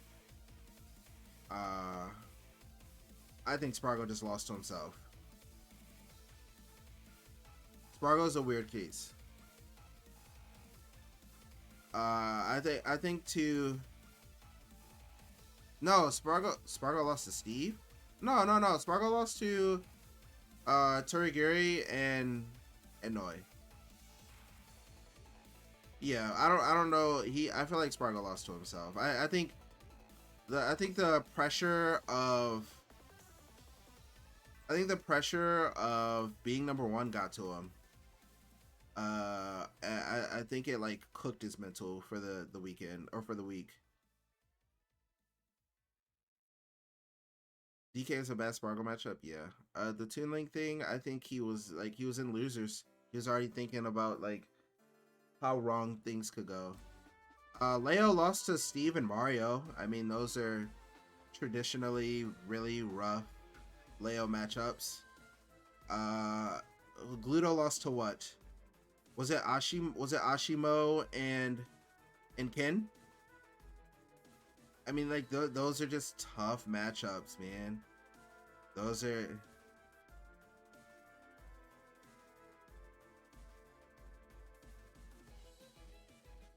yeah. Gluto played well this weekend. I was glad to see him. I was glad to see him playing well. This is one of my favorite songs in Tekken 8, and one of my favorite songs of all time. Baroque Attack, normal and climax. Golly. Um, Zomba.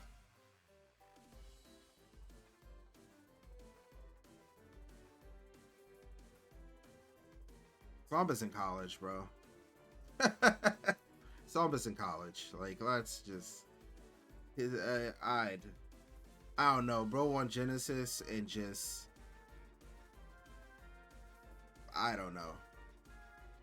I don't know. He's enjoying life too much or something. He's not. He's not locked in. He's not locked in on Smash right now. His other life priorities are, yeah.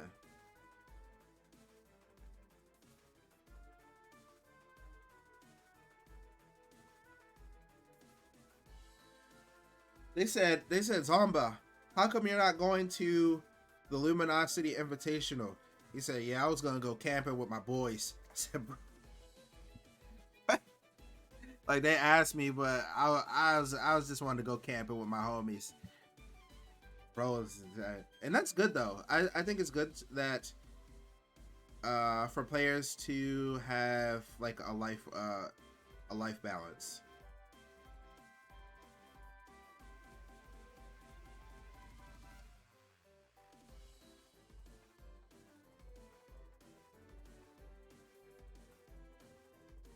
Yeah. No, I think that's what I'm saying. I think it's good that he's enjoying living his life.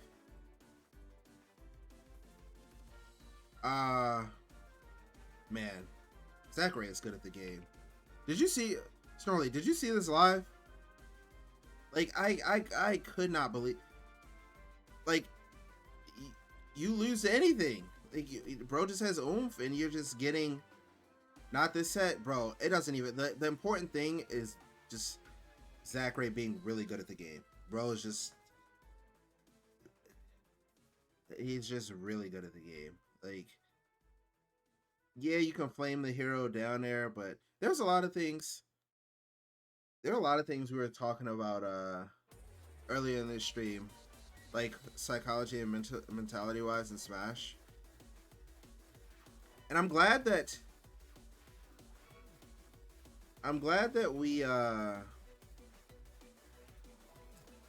we got to see it. I mean, I'm sure if I go and look through random sets, you'll see more and more examples of what I'm talking about. Like once you start getting hit too much, you got to make something happen. Oh, this is my jam.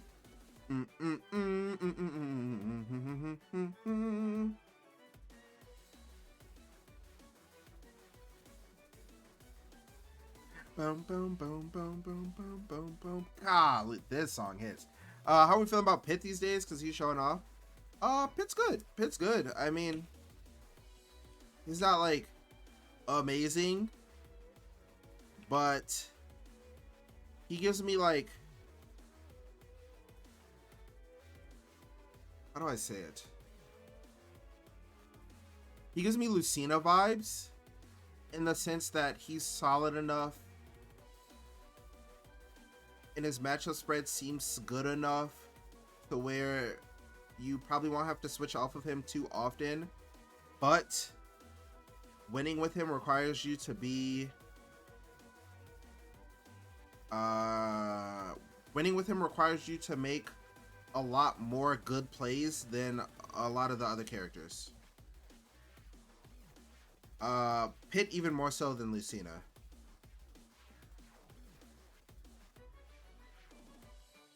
Not that many. Not You don't have to make that many more good plays than Lucina, honestly, but you do have to you do have to make some good plays for sure.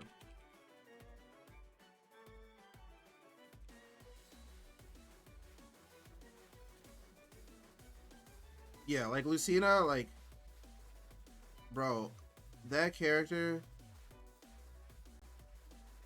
is just, hey, make good decisions. GG's. But you have to do it so much more than like, bro, this dude does not drop combos. Like, I thought Luigi didn't drop combos. Bro, this dude does not drop Luigi combos. Huh? Lucina's a working man, sortie? Yeah, I guess. I think she does a lot of the work for you, but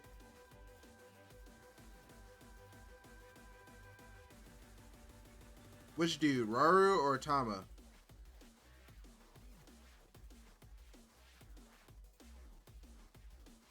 Luigi? Oh, Pit is the working man, sortie. Yeah. Should Leo stay invested in Roy? Should he stick with his guns? Okay. Here's the thing. Okay. Here's the thing. I have one opinion on who Leo should play. And I've held this opinion for a very long time. And I don't think it's going to change at any point. But regardless of who I think Leo should play, I think there's a lot of characters he could make work. The only character that I'm baffled on, like legit baffled, is Corrin. I don't get it. He played her before. He played Corrin before. He was having a lot of success with Corrin. He beat Sonics with Corrin. He was. I don't get it. I don't understand what's going on with that.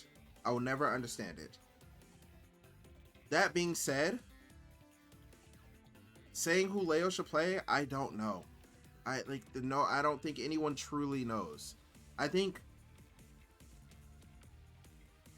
we have opinions on who he should play because we see the characters he's struggling with. And that's it. So we go like, Roy won't work. Like here's an example. No Flame Mustang. Like you just type something and it's a good example. Roy won't work for Leo because of the characters he's struggling with. I don't think that's necessarily true, because if you look at these games, we might actually, I don't know if it's in this stream. It might be in a different stream. I don't remember where he played Snow. It might not have been the main stream.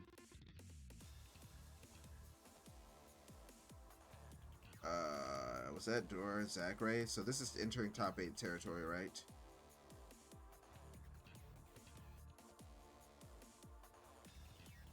It might have been on the VG stream. Give me 1 second.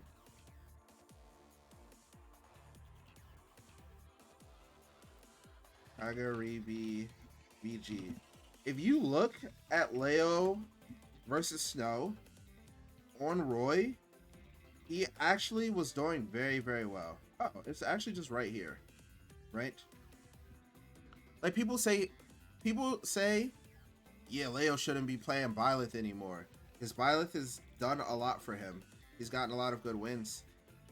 People say like he shouldn't be playing Aegis anymore. I actually think Aegis is one of the characters that is really good for him. I think it gave him a lot of confidence in his lineup. I think what's currently happening is he doesn't have confidence in his lineup. He got reverse 3 stocks twice. Yeah, it's not a character problem for Leo most of the time. It's just something happening in game. But like, actually, let's please look at this Roy. I actually was genuinely impressed watching his Roy. And I was one of the people that was a little skeptical of his Roy. Why not grind the matchups as Joker?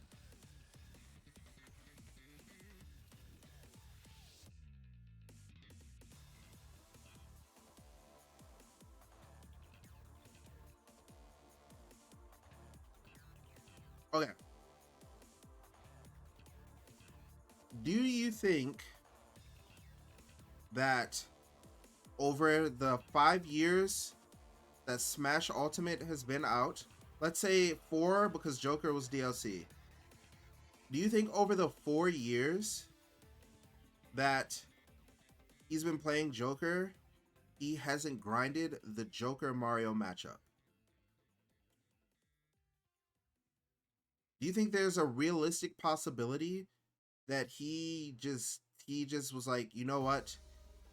Like Leo, who was once like the most dominant player, he loaded in Joker Mario one time, lost, and said, you know what? I'm just not gonna learn this.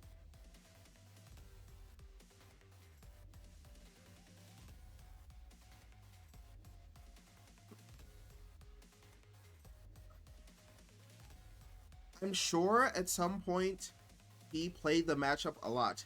His practice partner was Dark Wizzy, who at one point was making a case for being top 10.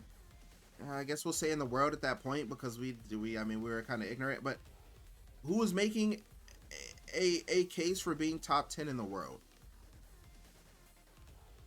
He played the matchup a ton. At that point, I think he recognized that there are some things in game that he might not like about the matchup. And that's fine. I think that is completely fine. I think it is okay. I think it is okay for you as a player to find some interactions in a match that you don't like that warrants for you to pick another character. I understand that Mario has evolved over the years, but the like Kurama when Kurama beat him at Frostbite, it probably wasn't that much different than it is now. I'm sure there are interactions that occurred that Leo got laddered, Leo got hit by up air, nair, up air, forward air. Like I'm sure he got clipped by a back air neutral and got full combo. Like there are things that if you watch Leo versus any Mario that happen very often when he's on Joker, and I think that he just found something that he doesn't like about the matchup. That being said, I'm sure if he really really wanted to solo main Joker, like he would work on it. But I don't think that's what he wants to do, and I think that is okay. I think it is completely fine that a player just they want to play someone else as well. Like they're the Sonicses and the Lights and the Glutos who are just gonna sit there and they are not switching. You can't get it to happen. You just can't. Like normally Light will play into Luigi, he will play into Ice Climbers, he will play into it like the stupid he will play into Shulk. I'm locked in, it's Fox only. Hey, I'm playing the Pikachu, I'm playing Fox. And then there are players, we got the Tweaks, we got the the Leos, we can't really say Akola. I'm trying to look at good players. Honestly, as I'm looking at it, most of the players who are ranked really high only plays. We got the Spargos, which should be Spargos. I don't. The solo Cloud has not ever worked for him at any point. Um, we have the Shootons who switch. We have the Zachary. We have a lot low key Mia. It's a very, very, very low key. Um, Also, Mustang, you know what I do appreciate, and this is something that is really hard to get across, is that you can have a conversation. Like there are people who I would say something like that, and they would just like they would either not respond, or so I do appreciate you just talking about it. Like you know what I mean? Like that that's lit. That is lit. Um, I do think this Roy has a very, very, very large amount of potential. Where all the peanut gallery. If you think it works out the King's Joker, it could be. It very well could be. Um, but I know personally, so like I'll use me for an example because I can only use me best. Um, it's crazy that people still see that conversation nowadays enough to give praise. Yeah, yeah. It's because I think part of it is social media and media literacy is really low, and it's not something that's ever taught. Uh, so when people say something, because so many people can have different interpretations because everyone receives things differently, um, things get lost in translation, especially when you have a friend group and only one person hears it, and then they start talking to their friend group, and then it gets mistranslated and it's telephone. Like you say one thing and it's just telephone. You uh, anyway, I don't know. That's a whole nother topic, but yeah. um, I forgot what I was talking about.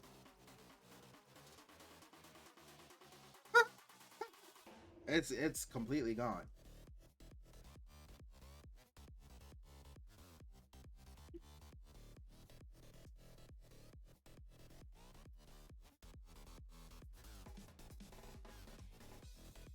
Like I legit just completely forgot what I was talking about.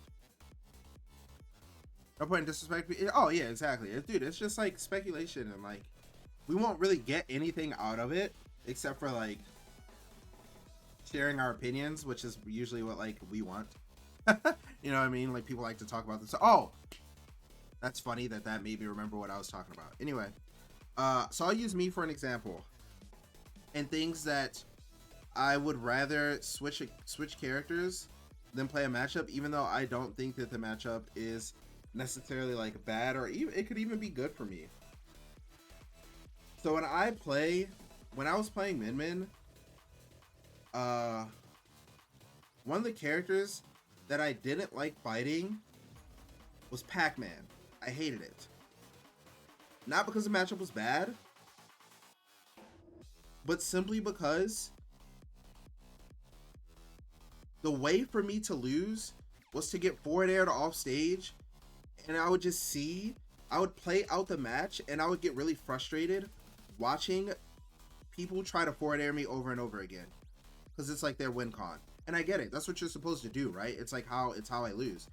But it would bother me so much that I would rather fight Pac-Man with like 20 different characters. Because at least I'm going to have a more interactive, engaging match. So, like, if I played Pac-Man, I would rather play Wolf. I would rather play Lucina. Hey, I would rather play Marth. There were so many. You could look it up on YouTube. I would rather play those characters. I would rather play those characters against Pac-Man than Min Min, even though Min Min wins. There's just sometimes there's something in a match that makes you want to switch. And I think Leo has just found something like that in Joker Mario where he just doesn't want to play it out. I don't know what it could be, and that might not even be the case, right? This is all just speculation. It might not be the case. But, yeah. I guess that was just the point I was trying to get. Bola is constantly bringing back Cloud for Ness, even though Roy Ness isn't bad. Yeah. Like, I don't know. I think a ton of people do it.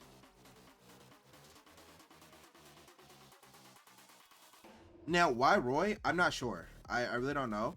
But again, I was one of the biggest like skeptics of Leo's Roy. I was not a huge believer at first. I will say it. I think he chose a lot of weird options when I was watching it at Diamond Dust. I was like, "What's going on? Like these routes are awful. Why are we playing the game this way? I don't get it." But I've been watching it more recently, and I've actually been genuinely impressed with it. Because of things like, whoops, Frankie. because of things like this, that small sequence is why. I know it sounds really silly, but in Smash 4, I need to know a little bit of history for this. Also, if y'all ever want, I might watch the LeBron JJ Redick podcast on stream, because there's a lot of things I tweeted about this. There's a lot of things that they talk about that actually kind of translates, because it's competition at the end of the day. There's a lot of things that they say that translates, like a lot of things they say that translates. So if you know your history in this game, in Smash 4, the one thing Leo is known for is keeping consistent spacing, like keeping a very, very consistent distance for which he plays. It was insane to watch in Smash 4 how often he would be at the same distance throughout the entire match. I started to notice that he's starting to do it on Roy, where he's playing and he can keep a consistent distance to where he can play out the situation that to make it the best for him, because that is his strongest strength as a player. You will notice it a lot if you are aware of it. If you aren't aware of it, it kind of looks like he's just like playing Roy, but you could see the distance is kind of weird here, but you can kind of start to notice the distance again.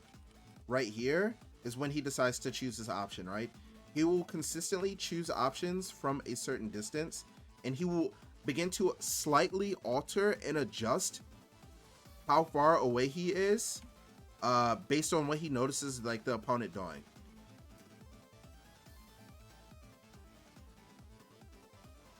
You see him like trying to reset it over and over again. It's so subtle, and it's one of the things that just it made him really good. Look at his ledge trapping distance, by the way. Like he's standing the same from the ledge, and he will slowly start to adjust it as the set goes on. Right, it's like right there. You'll see him start to adjust it more and more, because I don't know. Maybe it's just how he learned how to play the game.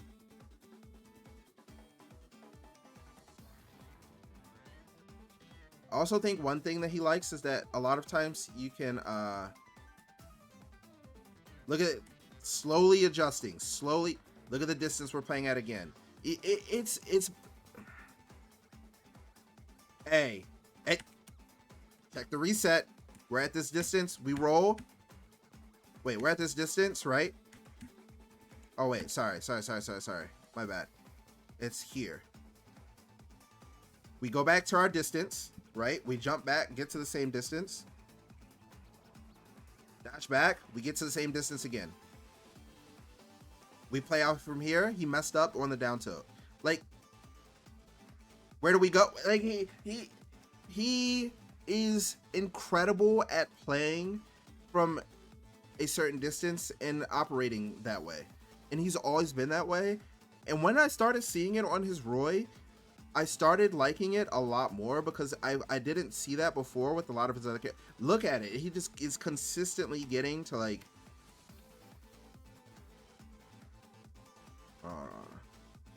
So you'll see him like, boom, here, slingshot. Here again, we dash back. And we try to play it out, but we get parried.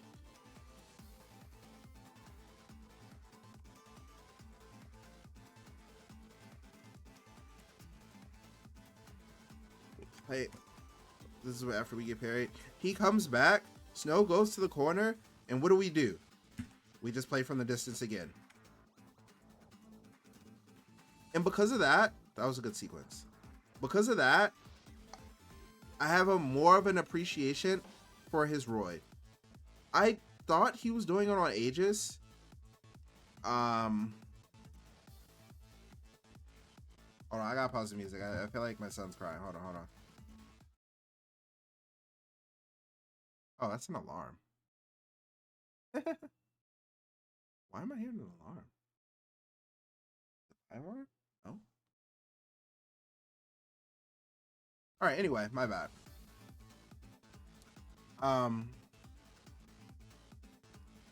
So yeah, I actually appreciate the Roy, and maybe we will see where it goes. Actually, I wasn't gonna say it before, but I actually hope he plays Roy more. I do. I hope he actually puts more time into Roy. Because I think if he put more time into Roy, he would have. If he had more time on Roy, he would have won this set.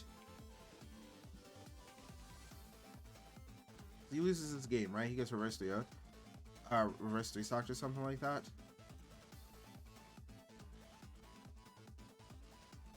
And I think he would have won.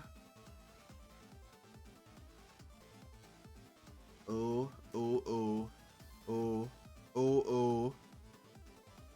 Try to parry that, all good. So there's a moment, and I noticed him doing it earlier. Earlier in the set where he was doing jabs and not doing back air. He was doing up air instead. What's going on here? And I kept saying, like, dude, why are you doing up air? Like, I don't understand.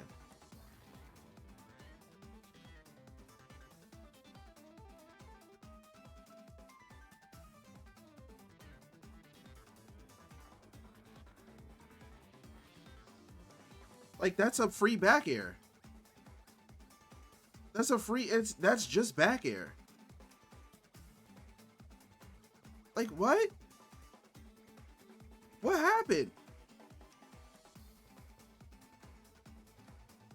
Even if it's not back air, if we had more time on Roy, we know this up air doesn't kill, right? So if that's the case, don't we go for jab,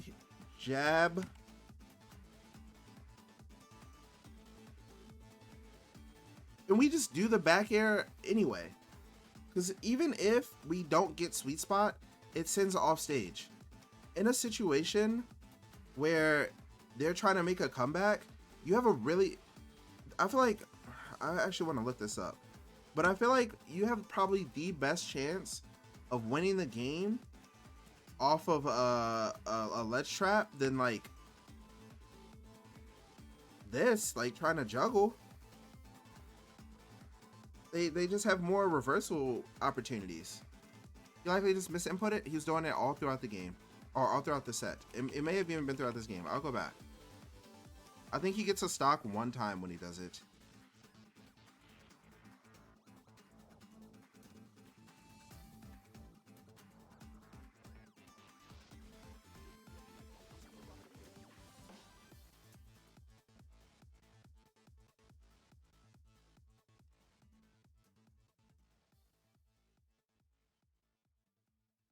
Boop, boop, boop, boop.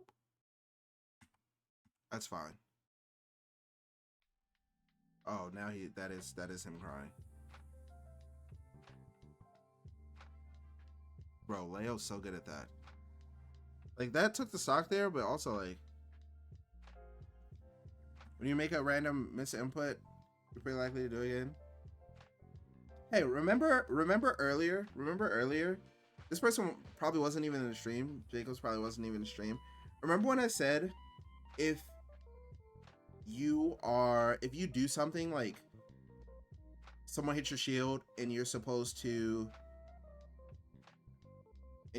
like up smash out a shield because you're Fox, but you do grab instead, up smash is more likely to be your next move. Ha ha ha.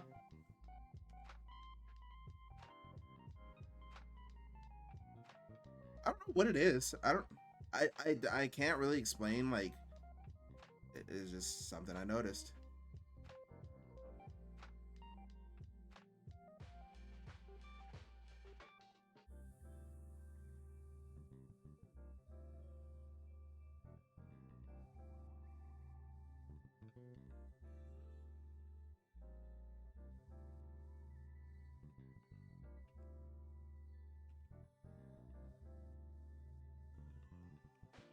What am I doing? Do I remember?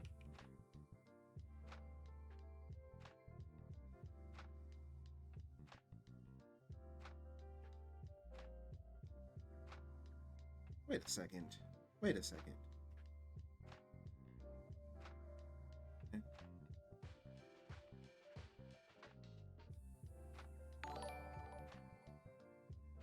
Yo, Russell, thanks for the prime. Yeah, I like the Roy. Um oh, here's an example.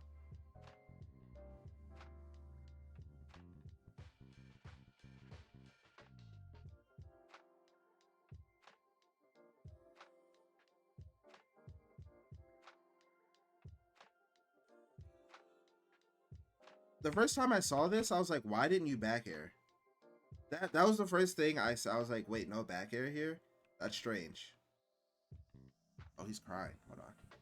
I'll be right back. I gotta let me see.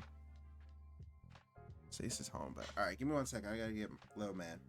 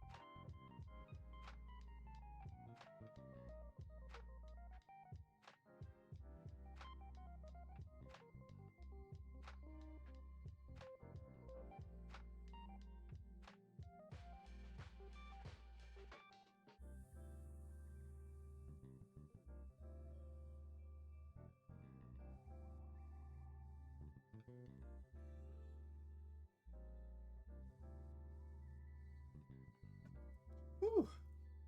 Yeah, so uh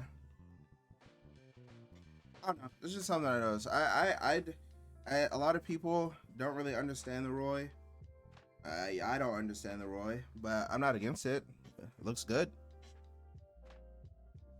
Also, someone, Mr. Long Guy, my bad. If just do it. You think Hurt could be number 2 in Japan? No. I think it's Mia for sure, Drew. What are overall thoughts on Sephiroth? Do you think he can do well in this battle? Like, Ken could have done better if he used Sephiroth in certain matchups. I can't think of a matchup where Sonic would want to go. Actually, maybe versus Corrin. Sephiroth does do pretty well into Corrin, so I could see maybe that.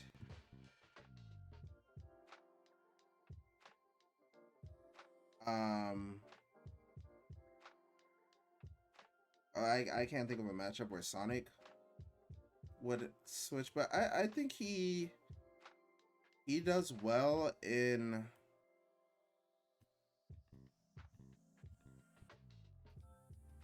matchups in weird ways. He's pretty good, but like, okay, I have to be fair because I always say Zero Suit sucks, and I think that they are very similar, like power scale wise. So I would have to say it sucks, but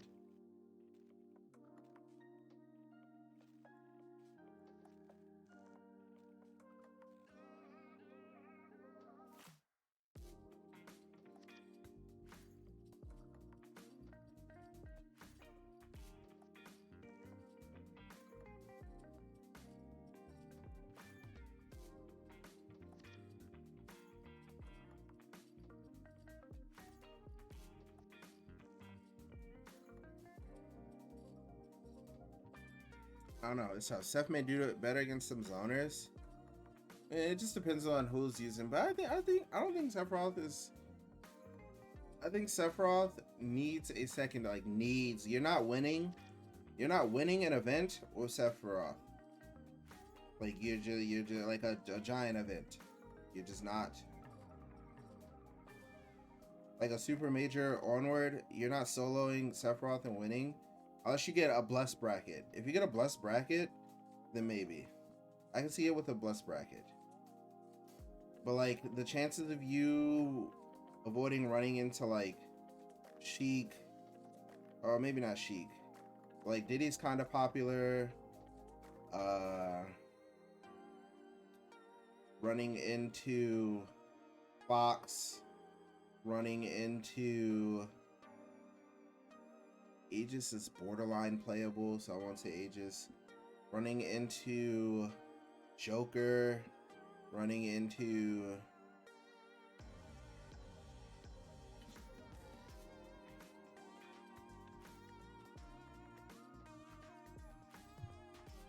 I need to look.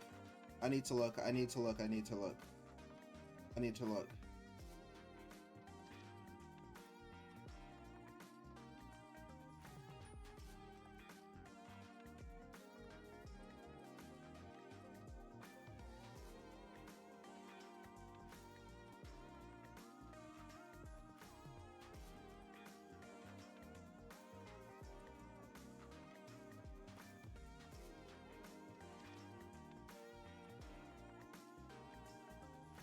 PT is better than those two. PT is definitely better than Sephiroth and Zero Suit.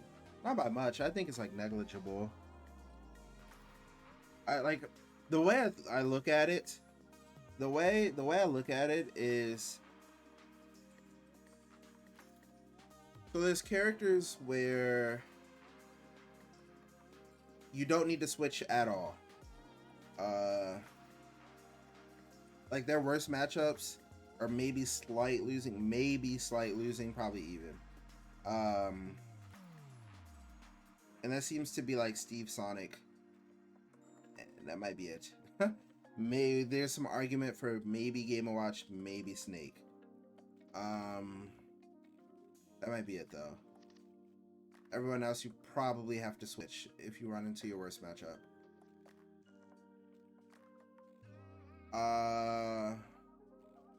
And there are characters where you pretty much don't have to Pikachu. I don't know. I've seen Game & Watch. I've seen Pikachu Game & Watch. I mean, Shiny sometimes does it on Coinbox, but like I don't know. I've seen there is a VOD of Noi Spargo. Yeah, we watched it earlier. I can throw it on if you want. My bad. Let me just throw this back on. So something's playing. Actually, let's throw this on. Whatever this is. This is something's playing. Let's go top 8.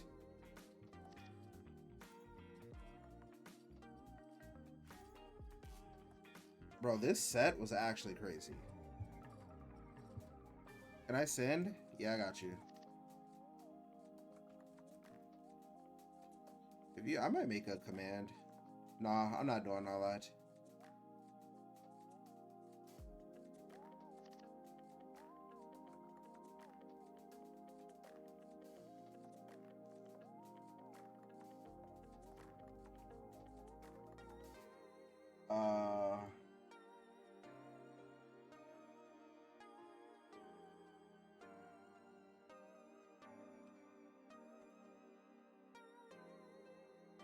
Okay, and then there are characters where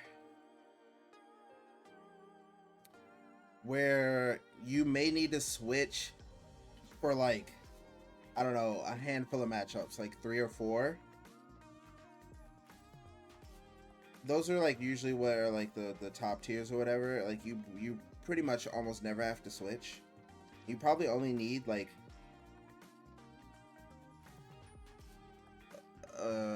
low maintenance secondary in order to like win like a super event.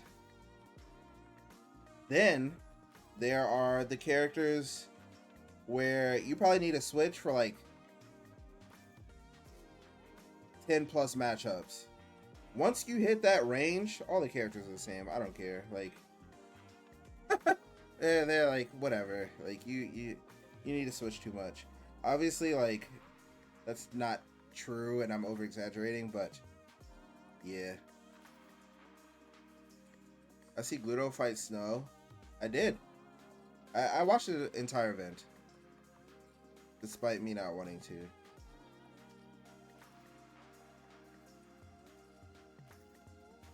I thought I knew how it was gonna turn out, but it actually didn't turn out exactly the way I thought it would.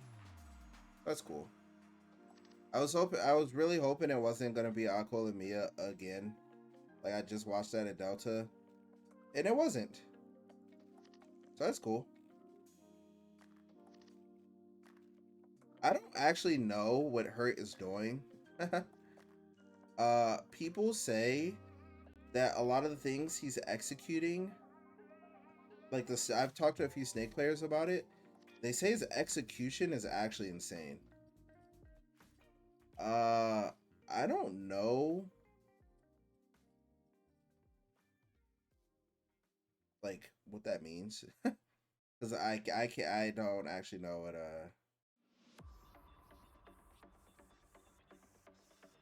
I don't think Snake has ever been outside of top five in any meta. I think there was a small window where he was. It was like right after the patch where like Olimar and like Pichu and all them got nerfed, and there were 10 million Palus and Zero Suits. But if I recall correctly, Palu and Zero Suit weren't nerfed yet. If they were, it was like one small nerf, not like one giga nerf.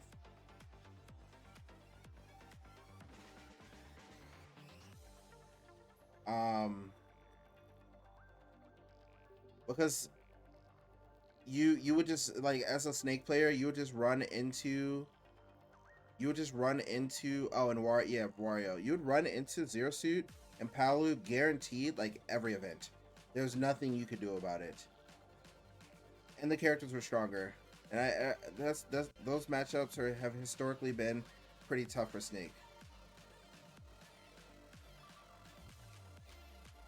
But for the most part, yeah. I mean, he's always been really popular. He's always placed really well. So, do I think Mimmin needs a secondary? Yes.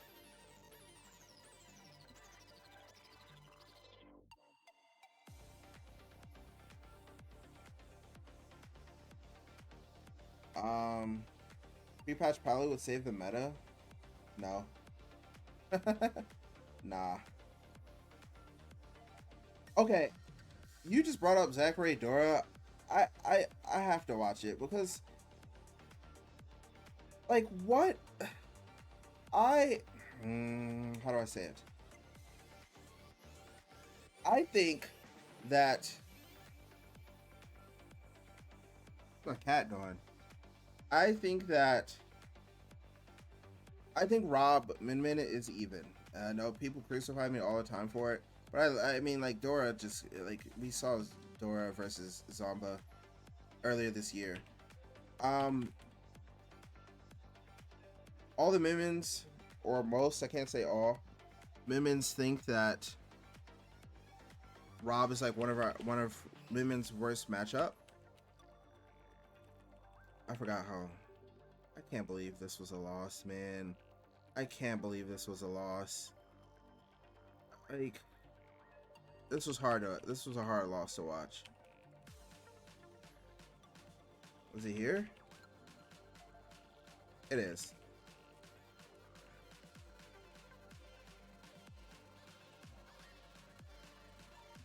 Okay. How did I miss game one? Okay, there are situations that Min Min does not like Rob cannot play the game. He just can't. He can't. Dude, I need to move my mouse. All right. That's like a very common Rob Min Min interaction. If characters are too slow on the ground and you hit both arms while moving backward, they can't get to you. So you'll get hit by the nair very often, which means that from like mid range, it's actually fine for Min Min to throw both arms, which means uh, that it's gonna be very hard for Rob to get anything started because not only is throwing both arms safe, there's always the threat of the second arm being thrown. So if you just throw one arm of Ram Ram and do nothing afterward, they still have to hold shield usually. Unless they get like a pretty good read on your timings or like your patterns or something like that. Usually what's gonna happen is you're gonna you control, you pretty much control the game. Like, you can do whatever you want. So this is the first thing I want to talk about. Your lose condition as Min Min is getting thrown off stage. Why are we going off stage? Oh, there are times where you do go off stage because Min Min can edge guard Rob. She's one of the few characters that can do it, but Min Min can edge guard Rob. When Rob is already like under the stage like this and can just ride the stage, there's no reason that you should be going off stage. Zero. You just there's no reason you should be doing it because you could have gotten a ledge trap. There's so many different things you could have done. Yes, Dora goes out there a little too much. Another thing. A lot of times as Min Min, you just have to choose what hit to take as best as you can. Boom. Rob also has like her box is like really big. I know the Rob is big thing, but also the air dodge. His air dodge sucks. So a lot of combos that don't work on other characters work on Rob. So you can get some pretty nasty extensions. Like, this is a tough spot because you can literally just lose your stock, but that's fine. Like, look at, okay, so now it's really hard. Rob doesn't have a good ledge grab animation, so a lot of times Min Min can just hit him for trying to grab the ledge, which is why I said she's one of the few characters that can, like, he didn't do anything here, he just tried to grab ledge. But you see it, like, it's gonna hit him more often than not. So he runs out of fuel a lot of times because now you can go off and you can go low. Like, she actually can edge guard Rob. It's weird. It's a little harder when he decides to go high, but you can ram him enough to dissuade him from going high. You just have to keep hitting with ram though. So, like, for the most part, you control the pace of the game and you have like clear win conditions. You know, like edge guarding him works. Just playing neutral a lot works. Rob getting off the ledge is actually pretty hard. So you have ways to win the game. That's a Rob, not exclusive, but this is a combo that pretty much only works on Rob. Not that one. He can't air dodge there. Nice. Like, if we up beat early here, not even if we up beat early, we did it fine.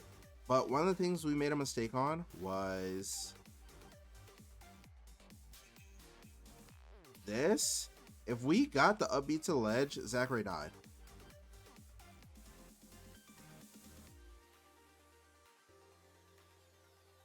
And this is what I meant earlier by, like, you can send Rob horizontal enough. Because he has to start using back air. If we grab the ledge, we already been on ledge for that. And we could have gotten like reverse nair or just ram into like forward smash. There's a lot of things we could have done, but we could have sent him back far enough off stage to where he would have to use fuel. It's like,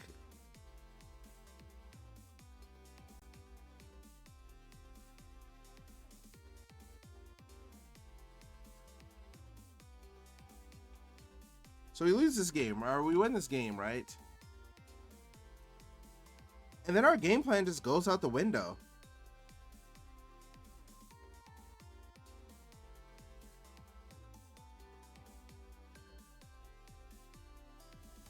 Zachary also recognized Min Min's like weakness. We actually could have recovered there too. I don't understand. Like, I don't know what happened. This is bad, but we made out the situation. You have to take these hits. It's just the choice you have to take. DI out there was actually a mistake though, because you want to DI in as much as possible if you're on Min Min. Uh, just so you have the best like options to land. Because going to ledge doesn't help you. It's like the like whatever. Like you might lose your stock if you go ledge. So that was kind of tough. And then like, okay, good. Like next game. But even then, I was saying I think you could still potentially win from this spot. Because I just think Min Min has the explosiveness to make things happen. Also, here's an example of because Min Min can roll both arms and be safe, you having to respect it. Like Zachary dropped shield early, so he just got hit.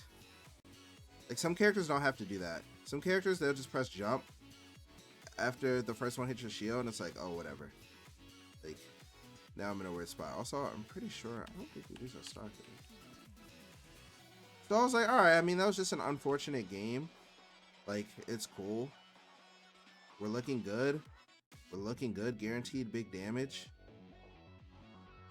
That's a little unfortunate, but like it should have been like um charge up B, but it's fine. We get hit, it's fine. We take the stock because yep, that's she can just do that. Ow, guaranteed big damage. Yep. Can't grab ledge. Now why do we go off stage here? Like, and then we just SD. Like, what do we like? How, like, please. We just two framed. Why do we go off stage?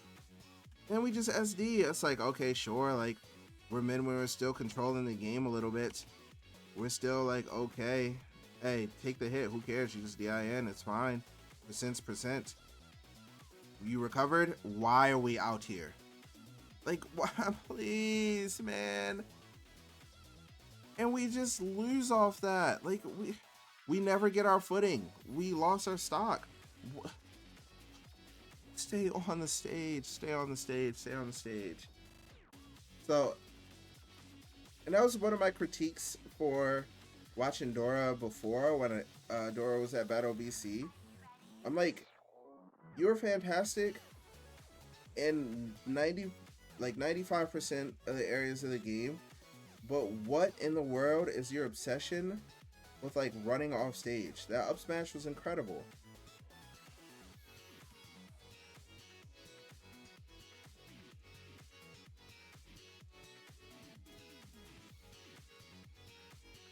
I don't know. That was tough. So hold on. Let's look. Do they have tournaments that are coming up?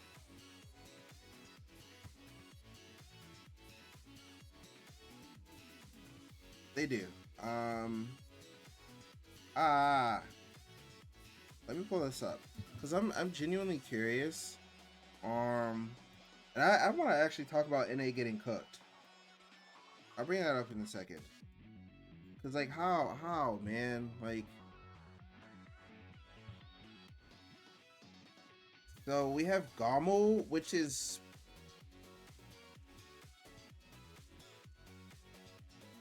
when is Gommel? May 19th. Oh, it's an S plus. It's not gonna hit P tier, man.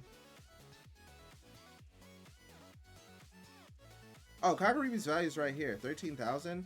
That's actually not that much higher than the Genesis. All right, so we have Gommel. Where's Smash Factor? Is that a Giga? Is it tiered yet?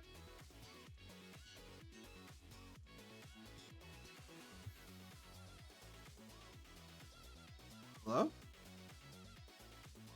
Rumored.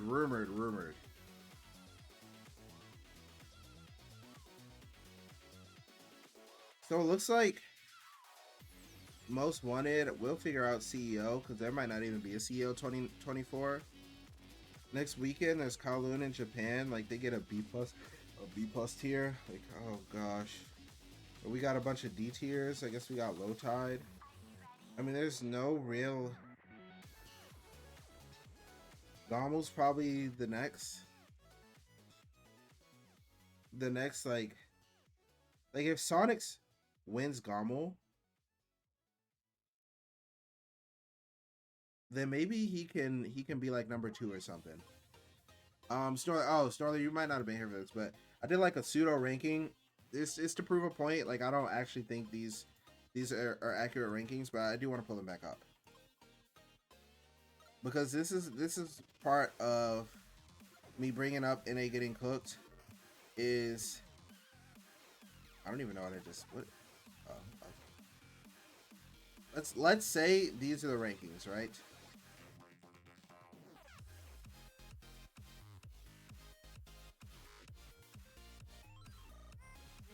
Let's say these are the rankings. Something along these lines. Like I don't know.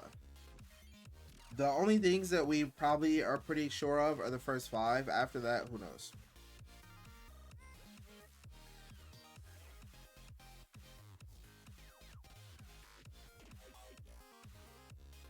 You put Spargo over Shattuck.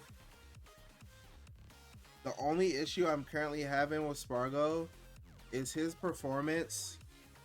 His performance uh this past week hurts him a lot.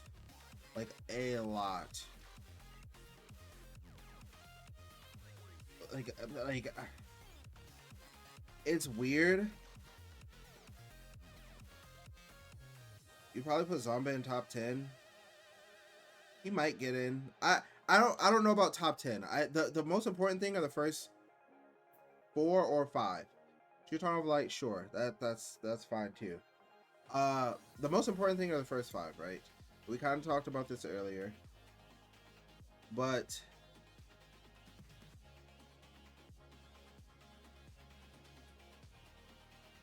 I'm gonna get in top 10's major fraud alert. Who knows? Uh, because he won Genesis, and that's huge. There were 3 P tiers. Akola won 2, and Akola won 2, and Mia won the other one, and Zombo won the last one. You know what I mean? Um, Currently, it's probably something along these lines, right? Let's just say, for these sakes, like we're not arguing like one placement from 5 through 10. Like who it realistically does not matter in the long term.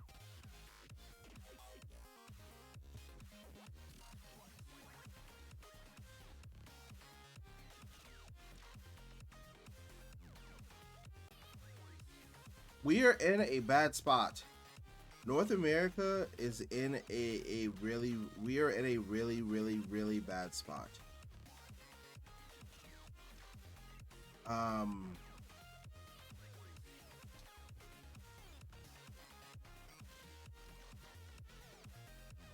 Last year we had the ability to say at least when Spargo went over, he cooked, right? Zomba did pretty well. Uh the Buzz did well, right? Uh so we could say like Riddles did well. Like we had players that performed last year. So we could be like, bro, I mean y'all still gotta pull up. We hey. So Akola pulled up to Smash Con. Mia pulled up to Smash Con. The Buzz did well again. Let's go. Uh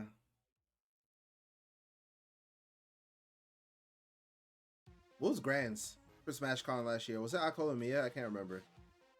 Or was it Akola the Buzz?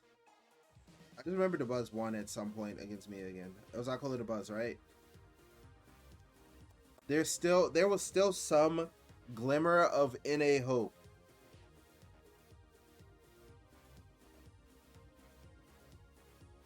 Part of the issue is we didn't send our heaviest hitters. We sent one of our heaviest hitters. We sent Spargo, right? who it actually turned out that Meister was the surprise heaviest hitter. Over the course of the weekend, Meister and Leo, I think, performed the best. When these events happen, if NA goes to Japan, their seating is cooked. Cooked. If Japan comes to NA, our seating is cooked. So now NA's on the back foot. We didn't send Sonics. We didn't send a Buzz. There was no Light. There was no Tweak. There was no Shattuck. Who are probably like if I had to say who are the 5 people I would want to send to Japan from NA, it would be Spargo, Sonics, Light,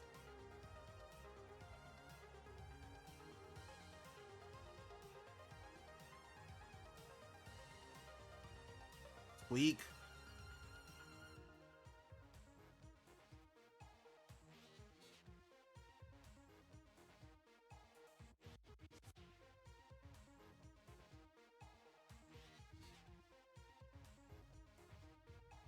Shattuck. Shattuck, yeah. Shattuck, yeah. So those would be my 5, right? Of those, one of them was there. So that's a little tough on our part. But it doesn't matter because there won't be another event like Kagaribi or Delta for quite some time. At least for the first half of the year. So they would have to wait until the second season to go to Japan because there's 2 Kagaribis a year, right? I'm pretty sure. There's 2 Kagaribis a year. So they'll have to wait till the second season to go to Japan. But if it stays this course, remember earlier how I talked about how important this last week was? Like Spargo was in contention for number 1. He's not even in the top. He's probably not even in the top 5 anymore. He might be 5th if he is. He went from potentially number 1 to 5th. He's just gone. He actually got Exodia'd. He's just eliminated. It's over. He can't anymore. Sorry, I need to close the door. It's gonna be even more rough in the second half of the season if Akola's number 1, if Mia's number 2, if Hurt ends up number 3. It's over, man. Like, it's actually over. It does not matter if Japan players come over to NA because the narrative will have shifted. It'll be less about the few players who came and more about the entirety of Japan. Before, when NA would go over, like, yeah, we would lose to like Shuton, we might lose to Yara, like Ken, Yoshidora, like the heaviest hitters of Japan. Now we're going over to Japan. We're losing to level 1. Toriguri came over here, cooked us. We went to Japan. Spargo got cooked. We're losing to Snow. We're losing to Yama, the Steve. We're like Zomba lost to a Crom and who, like, we're losing like we're losing to all of these players from Japan, and they're coming over and they're losing to our best players, and that's it. Luckily, Mia lost to Shattuck and Zachary at he lost to Zachary and Ruffalo. That's not even NA. He lost to, that's not even NA. So then what does that matter? And then he lost to, who did he lose to at Cirque? Shattuck and Peeb. Let's go Peeb. Let's go, Peeb. Shuton lost to Peeb as well. Let's go, Peeb. Hey, put some respect on Peeb. That's what we need to talk about. Put some respect on Peeb. But anyway, like, for the most part, like, Toriguri came and cooked as Hurt came and won the event. We're not, they're not losing to our like, these are no flames, like, but our like top 40, top 50 players, you know what I mean? Like, they're not losing to like, who can I think of? Who can I think of on a no flame angle?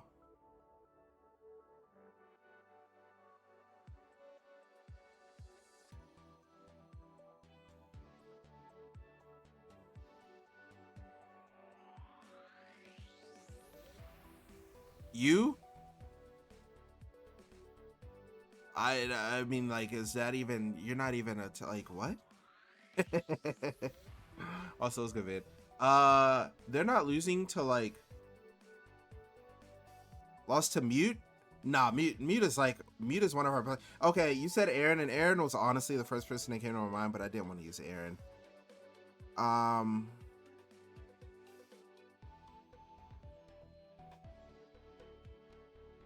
I might have to use Aaron. They're not losing to like Aaron or like Big D. Like, Big D went over there. I don't even know what place he got. Jackal, Chase, yeah, like a Mr. E, right? Like players around there, right? 257th. Goodness gracious. Honestly, it's not even that bad if you think about it. Wasn't there like 3,000 people at that event? Players who are 2,000. Goodness gracious. Players where, oh, 1,000 are spectators. Goodness. Players where they are clearly like good and they can make a good, they can have runs, but they're not consistently in the top 8 of our events. When Japan comes over, they're losing to like our best players usually. We're going over there. We went over there and got cooked, man. We like Leo's like one of our best players, man, and we like folded. He got Meister's one of our best players, consistently in our top 8s, like if not 9th, folded. Spargo is literally our best player. You could argue Sonic's, sure, cooked.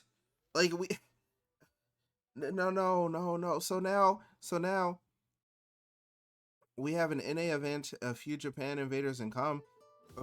If they don't lose to Mr. E, or like, I mean, we can, if they don't lose to like we can even start going lower. No flame, like a Peanut, like, you know, Peanut pops off, has a good event. That's my goat. Or lose to like a,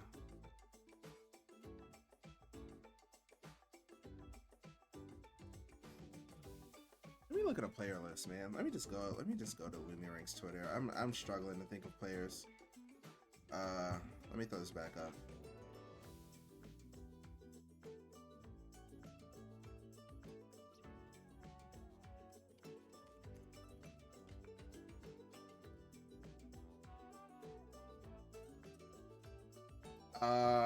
Like, lose to an Anathema, a Geist, right?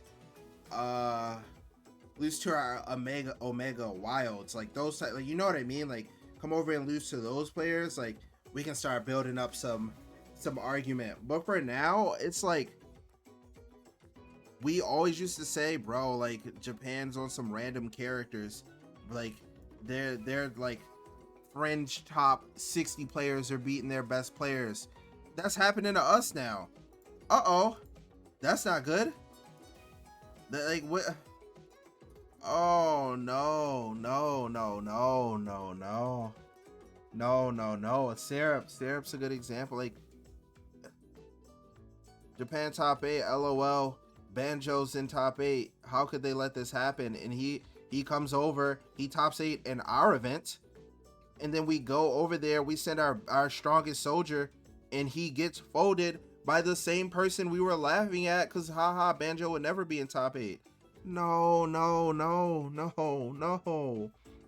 No, no. It's over. It's over. So now, if say for some reason these rankings pan out, what do we do? Because if Turiguri pulls up to an event and beats Hurt, GG's. That's a top 3 win.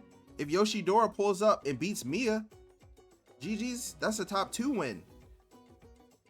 Like, before beating Mia was a top 4 win. We can lock in. I mean, the top 4 wins, whatever. Again, before we could lock in, we could get a Spargo win and a Sonics win and get a top 3 win. That is out the window. It's gone. That will not happen. We need Sonics to win Gommel. we need this is something we need to think about. Listen to me.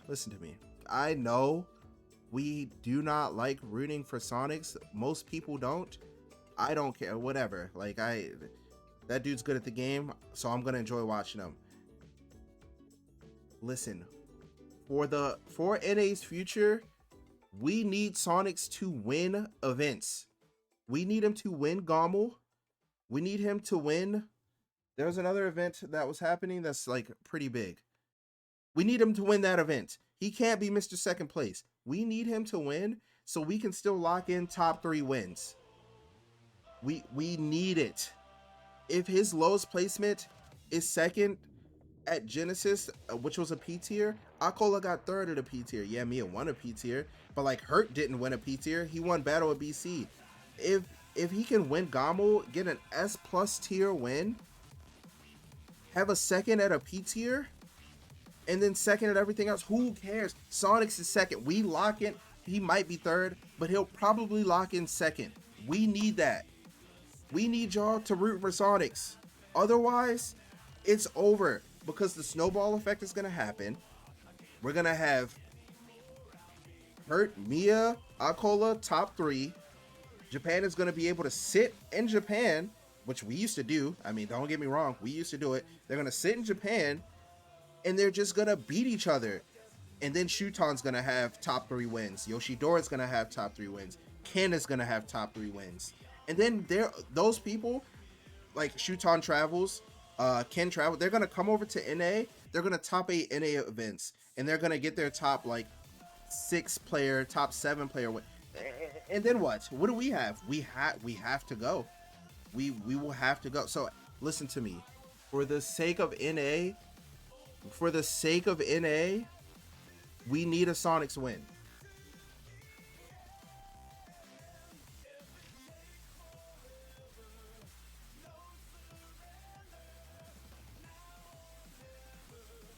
Now it's NA instead of USA.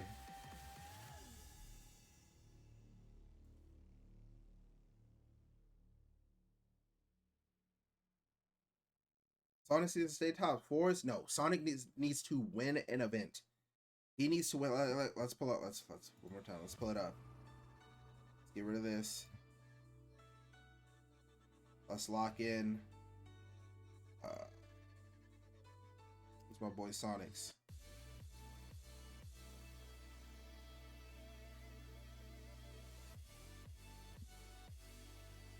He cannot pull up and be Mr. Second Place in 2024. He can't. We need a win. We desperately need a first. Him getting second and everything it's not gonna cut it. He will not be top 3. I guarantee it. They care about peaks way too much. Hurt winning Battle of BC and getting third at Kagaribi might be enough. He got 9th at Delta, which gives it some leniency, but also, like, I just realized something. We need to pull this up.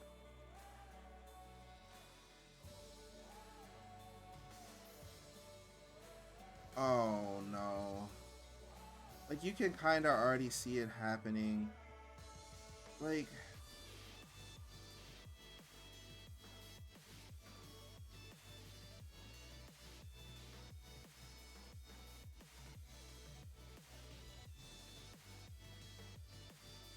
okay,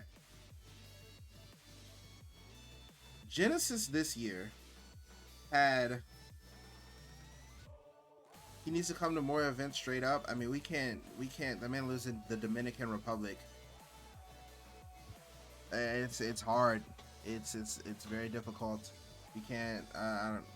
I'm not gonna fault him for the amount of events he goes to. We also need him to come to more events. Yeah, I'll give it up for sure. We need him to go to more events. Honestly, we don't even need him to go to more events. Sonics can go to. Oh, that's what it was. Low Tide. I don't think he's going to Low Tide. He can go to Low Tide and Gommel and just not go to anything else as long as he wins. Go donate to a stream. Actually, I mean, like, we got to find some way to support him.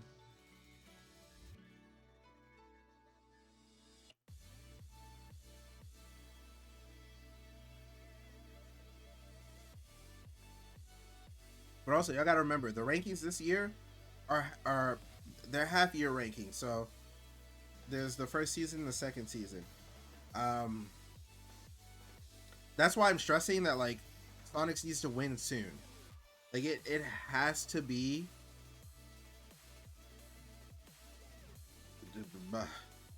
It has to be like Gommel or something. He actually has to win Gommel. Him getting a super major win would put him above Hurt for sure. I don't know about Mia, but it would put him above Hurt. I think it would put him above Mia.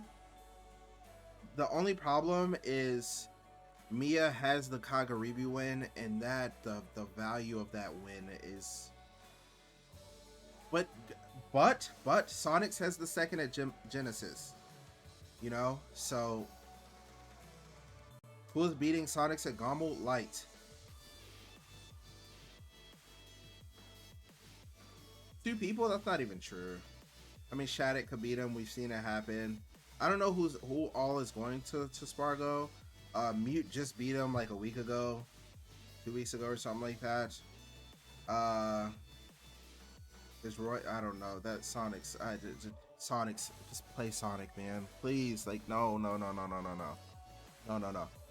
Anyway, we need. How many? I've been streaming for 3 hours. I probably need to end soon and like go cook and stuff.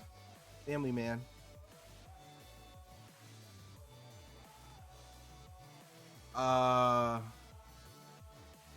Think about how many like, let me look it up. Delta is a P tier, right? Delta had, because I just looked at this recently, Delta had 523 entrants. 523. No, 516 entrants. Delta had 516 entrants. Granted, Spargo's there. No, just not even. Let's not even bring that up.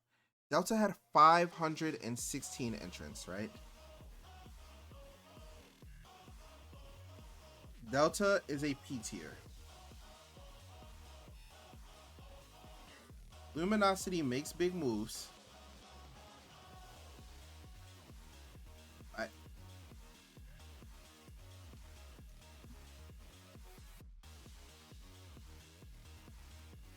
At 891 entrants, it had Tweak, Sonics, Spargo, Leo, Meister, Light, Shattuck, Riddles, Mutes, Karama, Cola, like Anathema. It had our players. It had our players. 891 entrants, and it is 2,500 less points than Delta with 500 entrants. Do you understand that if Hurt, Mia, and Akola are top 3, it is over. It is genuinely over for the amount of P tiers that America can have. America might not even be able to have P tiers. It actually might be over. Unless Japan comes, it might just be over. Who's going to Kowloon? I think I saw the seating for it.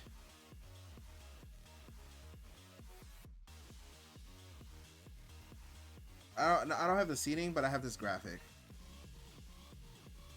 So Ashimo will be there, Gluto, Goblin. The big ones are Ashimo, Gluto, Hurt, Meister. I guess we can count Matsunabe, but I'm not going to. Meister, Mia, Leo. Yeah.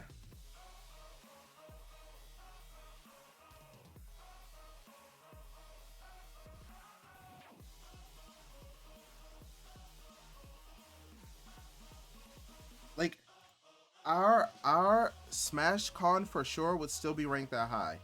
I don't know. I don't know. I don't know. Like if there's no, and this is, I mean, this is just based on like let's look at the 2023 Lumi rank, right? Which, to be fair, has a lot of Japanese players on it.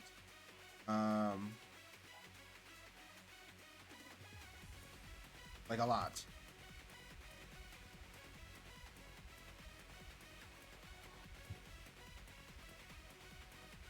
So again, we had access to top 3 wins. If that goes out of the way, right? Let's say it would have to be 5 through 10 would be our best hopes for getting like maybe we can get a top 5 win, right? But let's say SmashCon brings and let me pull the notepad back up so we can see where the heck did it even go? Oh, okay, my bad. That's on me. Let me move this joint.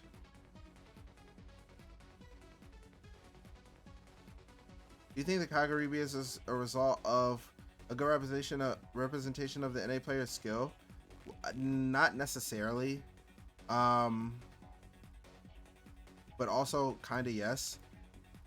If we factor players having bad matchups as a part of their skill, then yes. Do I think that the players could have been placed higher if they played different players? Yes. So I don't think it's necessarily one-to-one a representation, but Osasis is calling me? Yeah, I'm better. Let's go strides. One sec.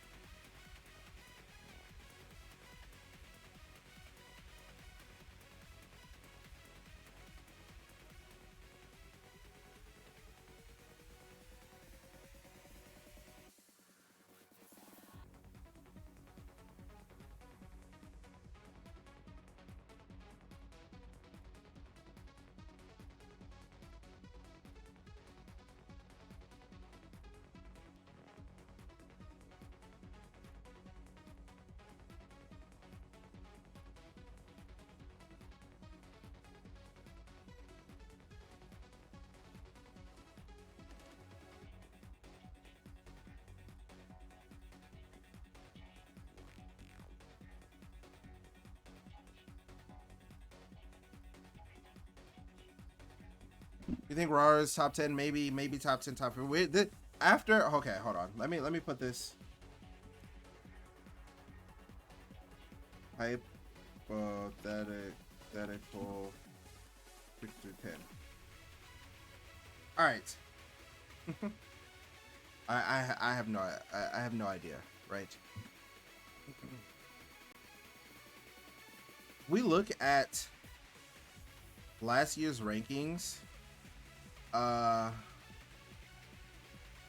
The 10 to 20 area is more so saturated with the Japanese players, right? If the first half of the year turns into Akola, because SmashCon's in the second half of the year, right?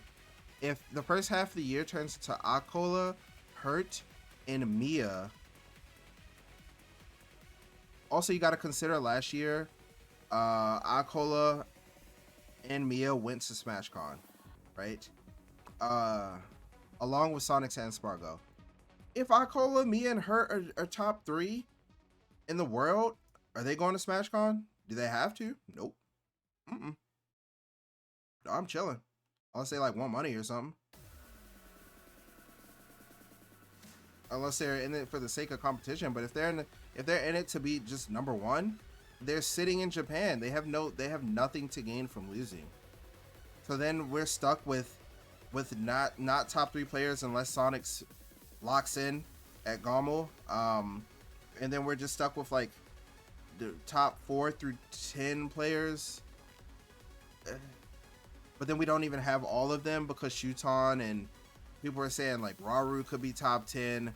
People are saying like Tama P. Like we're starting to lose it. Like it's over, man. It's over.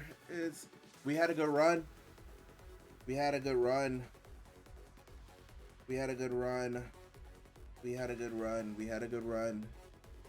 Because I always talk about this. Why does this half of season end?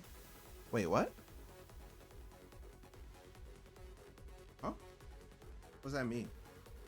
When? Oh, July. So there's. Right? Oh, it's here. My bad. So the only events. So there's Halloween this weekend. Who knows? Maybe Leo goes crazy. Maybe Leo goes absolutely foolish. We lock in. Let's go, Leo. Let's get a win.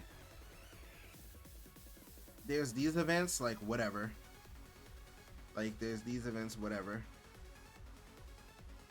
We got Gommel. We got Gommel. And like I was saying earlier, if Sonics doesn't win Gommel, we are cooked. As a region, we are cooked. We will have no P tiers. Our P tiers we might have Genesis, and we might have SmashCon just off legacy alone. But you know what may happen, what is really, really, really interesting, is some of the West Coast events, and this happened in Smash 4, which is really funny. The West Coast events may become more popular, and they may be more important. So like Battle of BC, where Japan goes. Genesis, where Japan goes. What's another, like, I'm trying to think of a huge West Coast event that Port Priority. Thank you. Port Priority could be a lot more important because Japan is, they don't have to travel all the way to the East Coast, you know. They tend to show up more on those. So there could be a shift alone, even just in the structure of tournaments in North America, and the importance of those. Obviously, like I feel like Genesis and SmashCon, they're Giga Legacy events, so they might sneak on through. Gommel's in Canada, so that also might sneak through, even though it's on the eastern side of Canada. It's in Canada and not in the America. Traveling to America sucks. So a lot more people are willing to travel to, or not willing, but they're able to travel to Canada, especially from Europe. So that gives like Gluto more of a chance to go and stuff like that. So the other issue becomes, Strides brings up a good point. He brought up yen, which is the Japanese currency. Going from America to, and I've said this before, going from America to Japan is much different than going to Japan from America, because for the Japanese players, there is monetary gain to be made. If you travel from America to Japan, you're doing it for the sake of ranking, and that is it. That is it. You are not going to make your money back unless you make some form of content out of the trip. You are just dropping thousands of dollars for a chance at being ranked. If you travel from Japan to America and you perform well, at least you gain money out of it. If you travel from Japan to America, there is a chance that you gain money out of it. So financially, so financially, it's not as much of a risk for like the best players of Japan. They can come over here. It'll cost a lot. If they're sponsored lit, it'll probably cost even less. And if they win, they made money. If you are in NA, hopefully you're sponsored. You're going there, but you're not making money. You can't. It's just not legal. So you're just gonna go over there and hopefully you win. If you don't, you just lost a lot of money, which makes it a lot tougher for a lot of the NA players to go. I've spoken to countless of them, and a lot of times they just say, "Dude, that costs a lot," and it does. It costs a lot for any international travel.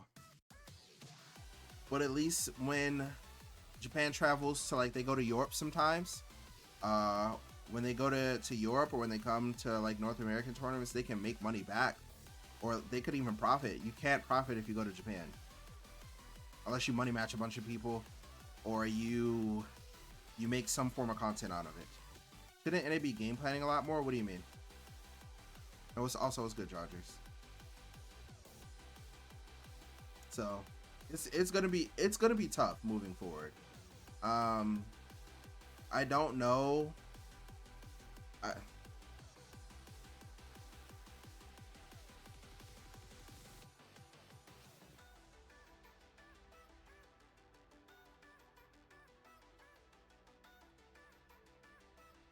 People don't talk enough of money needed to attend tournaments frequently.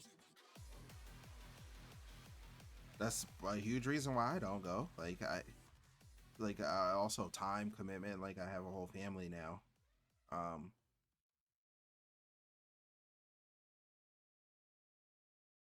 But also, like, I don't practice. I mean, there's a lot of reasons, but another reason is, like, I can't pay a lot of money. Like I would just think of it like, okay, spend what, $2,000 to go to an event, pay my mortgage, spend $2,000 to go to an event. Like come on, man. No.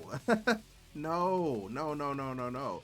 So, like, for me, especially, like, you telling me I would spend a week in Japan, $4,000, like, I'm over there just, what's going on, and I can't make money back.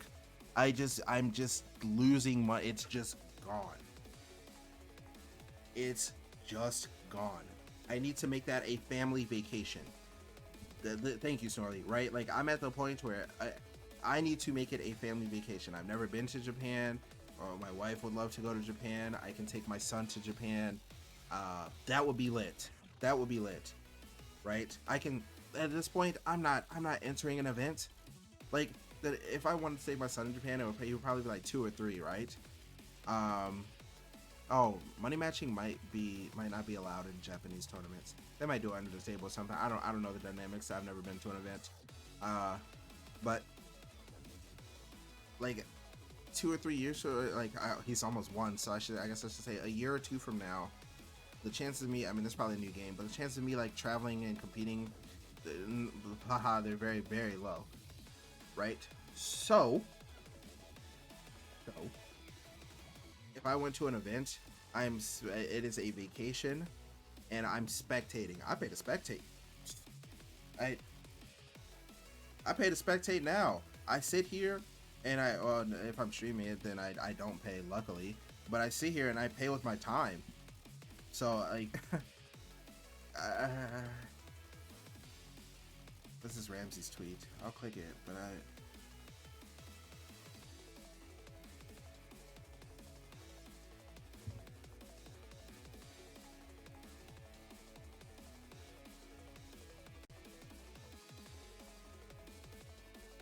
oh, this is the game plan tweet. I think this is true. I think this is true. But okay. I think. Oh yeah, cool. I am very proud of all the Japanese players and stuff. Like that is impressive. They've traveled over here against all odds, and they just started cooking us. Like, because again, I mentioned it before, they weren't doing that before. Zachary wasn't winning every event. Like Proto wasn't winning every event. He was doing well, right? They were both doing well, but they weren't coming over and winning every event. But Akola and Mia, they just pull up like, hey. Or at least last year they pulled up. They're not doing so this year. Actually, Mia hasn't really had a good time in NA this year yet.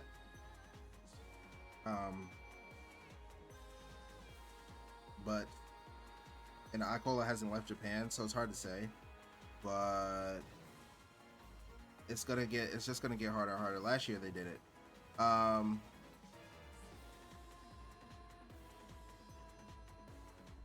think this is true, but I guess it depends on what level of play you're talking about. Because I think I talk to Tweak a lot, right? I talk to Tweak a lot, and that is a game plan player. It is hard to break him out of it.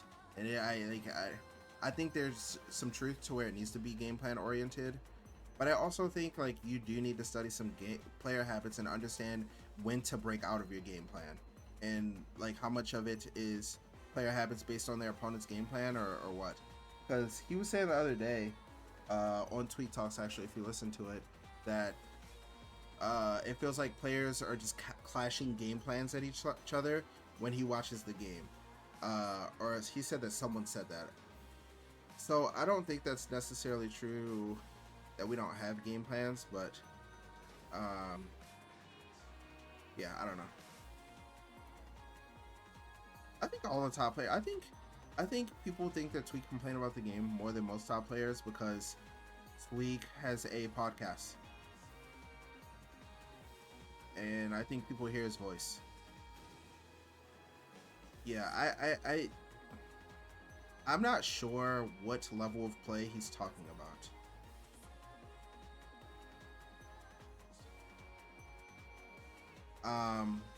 But yeah, Tweak has a podcast, so they hear him complain. He streams, so they hear him complain. Bro, people, like, at all levels of play, people be complaining about the game all the time.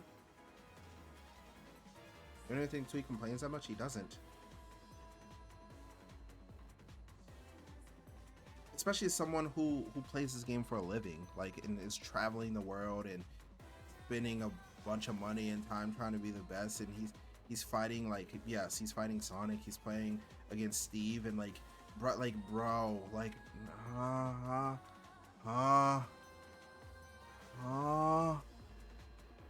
yeah, nah.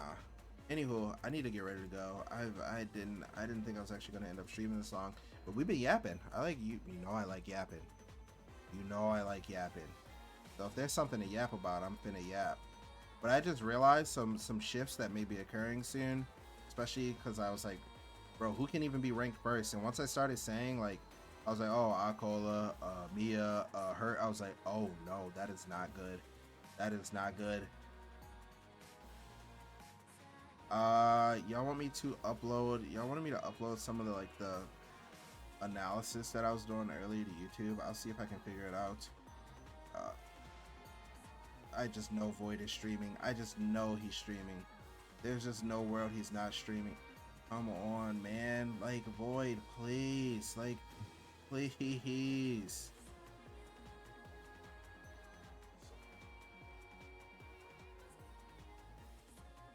Like, I'm trying to rate someone talking about something interesting. Because that's what, like, my thing is, like, when I like lock in on like Smash content, I'm just not trying to watch people.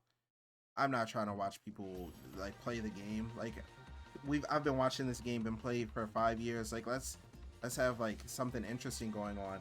If we are playing the game, hopefully it's interesting. I'm about to just raid Mars because that's my boy, and like, who else is my boy that's streaming? It's just go. Like, I'm about to just end the stream.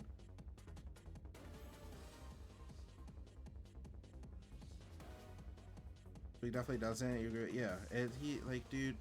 You have y'all listened to No Flame? Have y'all listened to Void?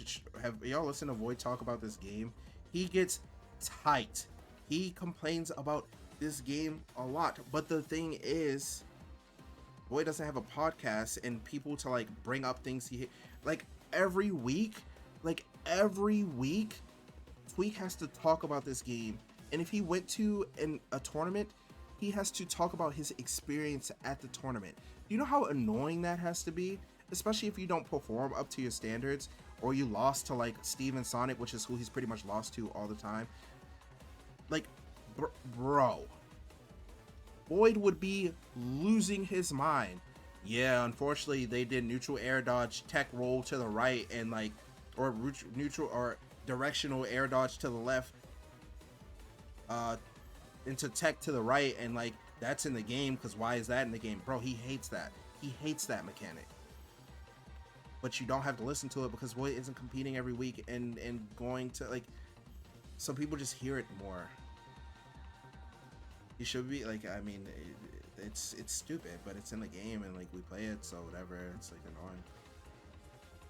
Or like the buffer system, or like how difficult it is to fall through platforms, or just some of the characters in the game. Like, do you know how annoyed I was when I saw I bring it up all the time because I'm just so annoyed, and then I'm in the stream after this because like, why is this in the game? Like, how is it possible that you can look at this, that you can look at this and you can say that this is great gameplay? Like, it boggles my mind. But like, what else am I supposed to say?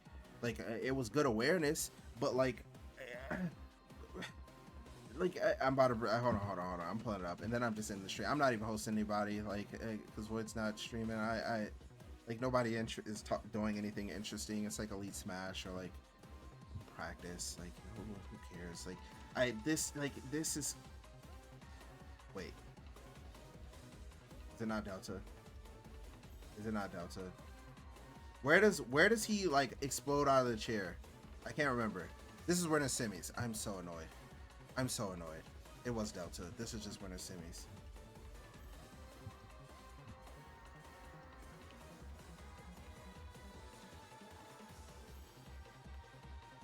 France. Here we go. You're trying to tell me that this dude is getting absolutely cooked. He's getting cooked. Read the minecart timing. You can't get off the ledge. Took the double jump. We're juggling. He has pretty much no materials left. Literally no materials. We lucky. Okay, we get a hit. We live. Like, I get a good grab, I guess. Like, it was kind of like a Hail Mary grab because Ikola tends to do that. We get hit off stage. We have the ability. We place a random block. To get out of disadvantage. That's all it was. It was a random block. A random block to get out of disadvantage. That's it, right? It's like a good block. I'm not knocking that. It is a very good block. This block sits here for 5 seconds. Where we can't land, it sits here for 5 seconds and we just tech off of it. Like, what kind of a good awareness? That's all I can say. Like, if I were a commentator, what awareness from Ikola to take off the block in this situation? But like, dude, why is the block even there? Why is it still 5 seconds? For 5 seconds, like, that is not good. That does not make you good. It does not. That is not a skill set that makes you good at Super Smash Brothers. It's not. It is not. If you say, hey, what are the core fundamentals that you should learn? It's not placing a block. But yes, teching is a core. But like, a random block just in the middle of nowhere, like, you get like, and you lose off of that. Like, that's how you lost. That is how you lost. And you have to sit there and get popped off on because somebody placed a block 5 seconds ago and teched off of it.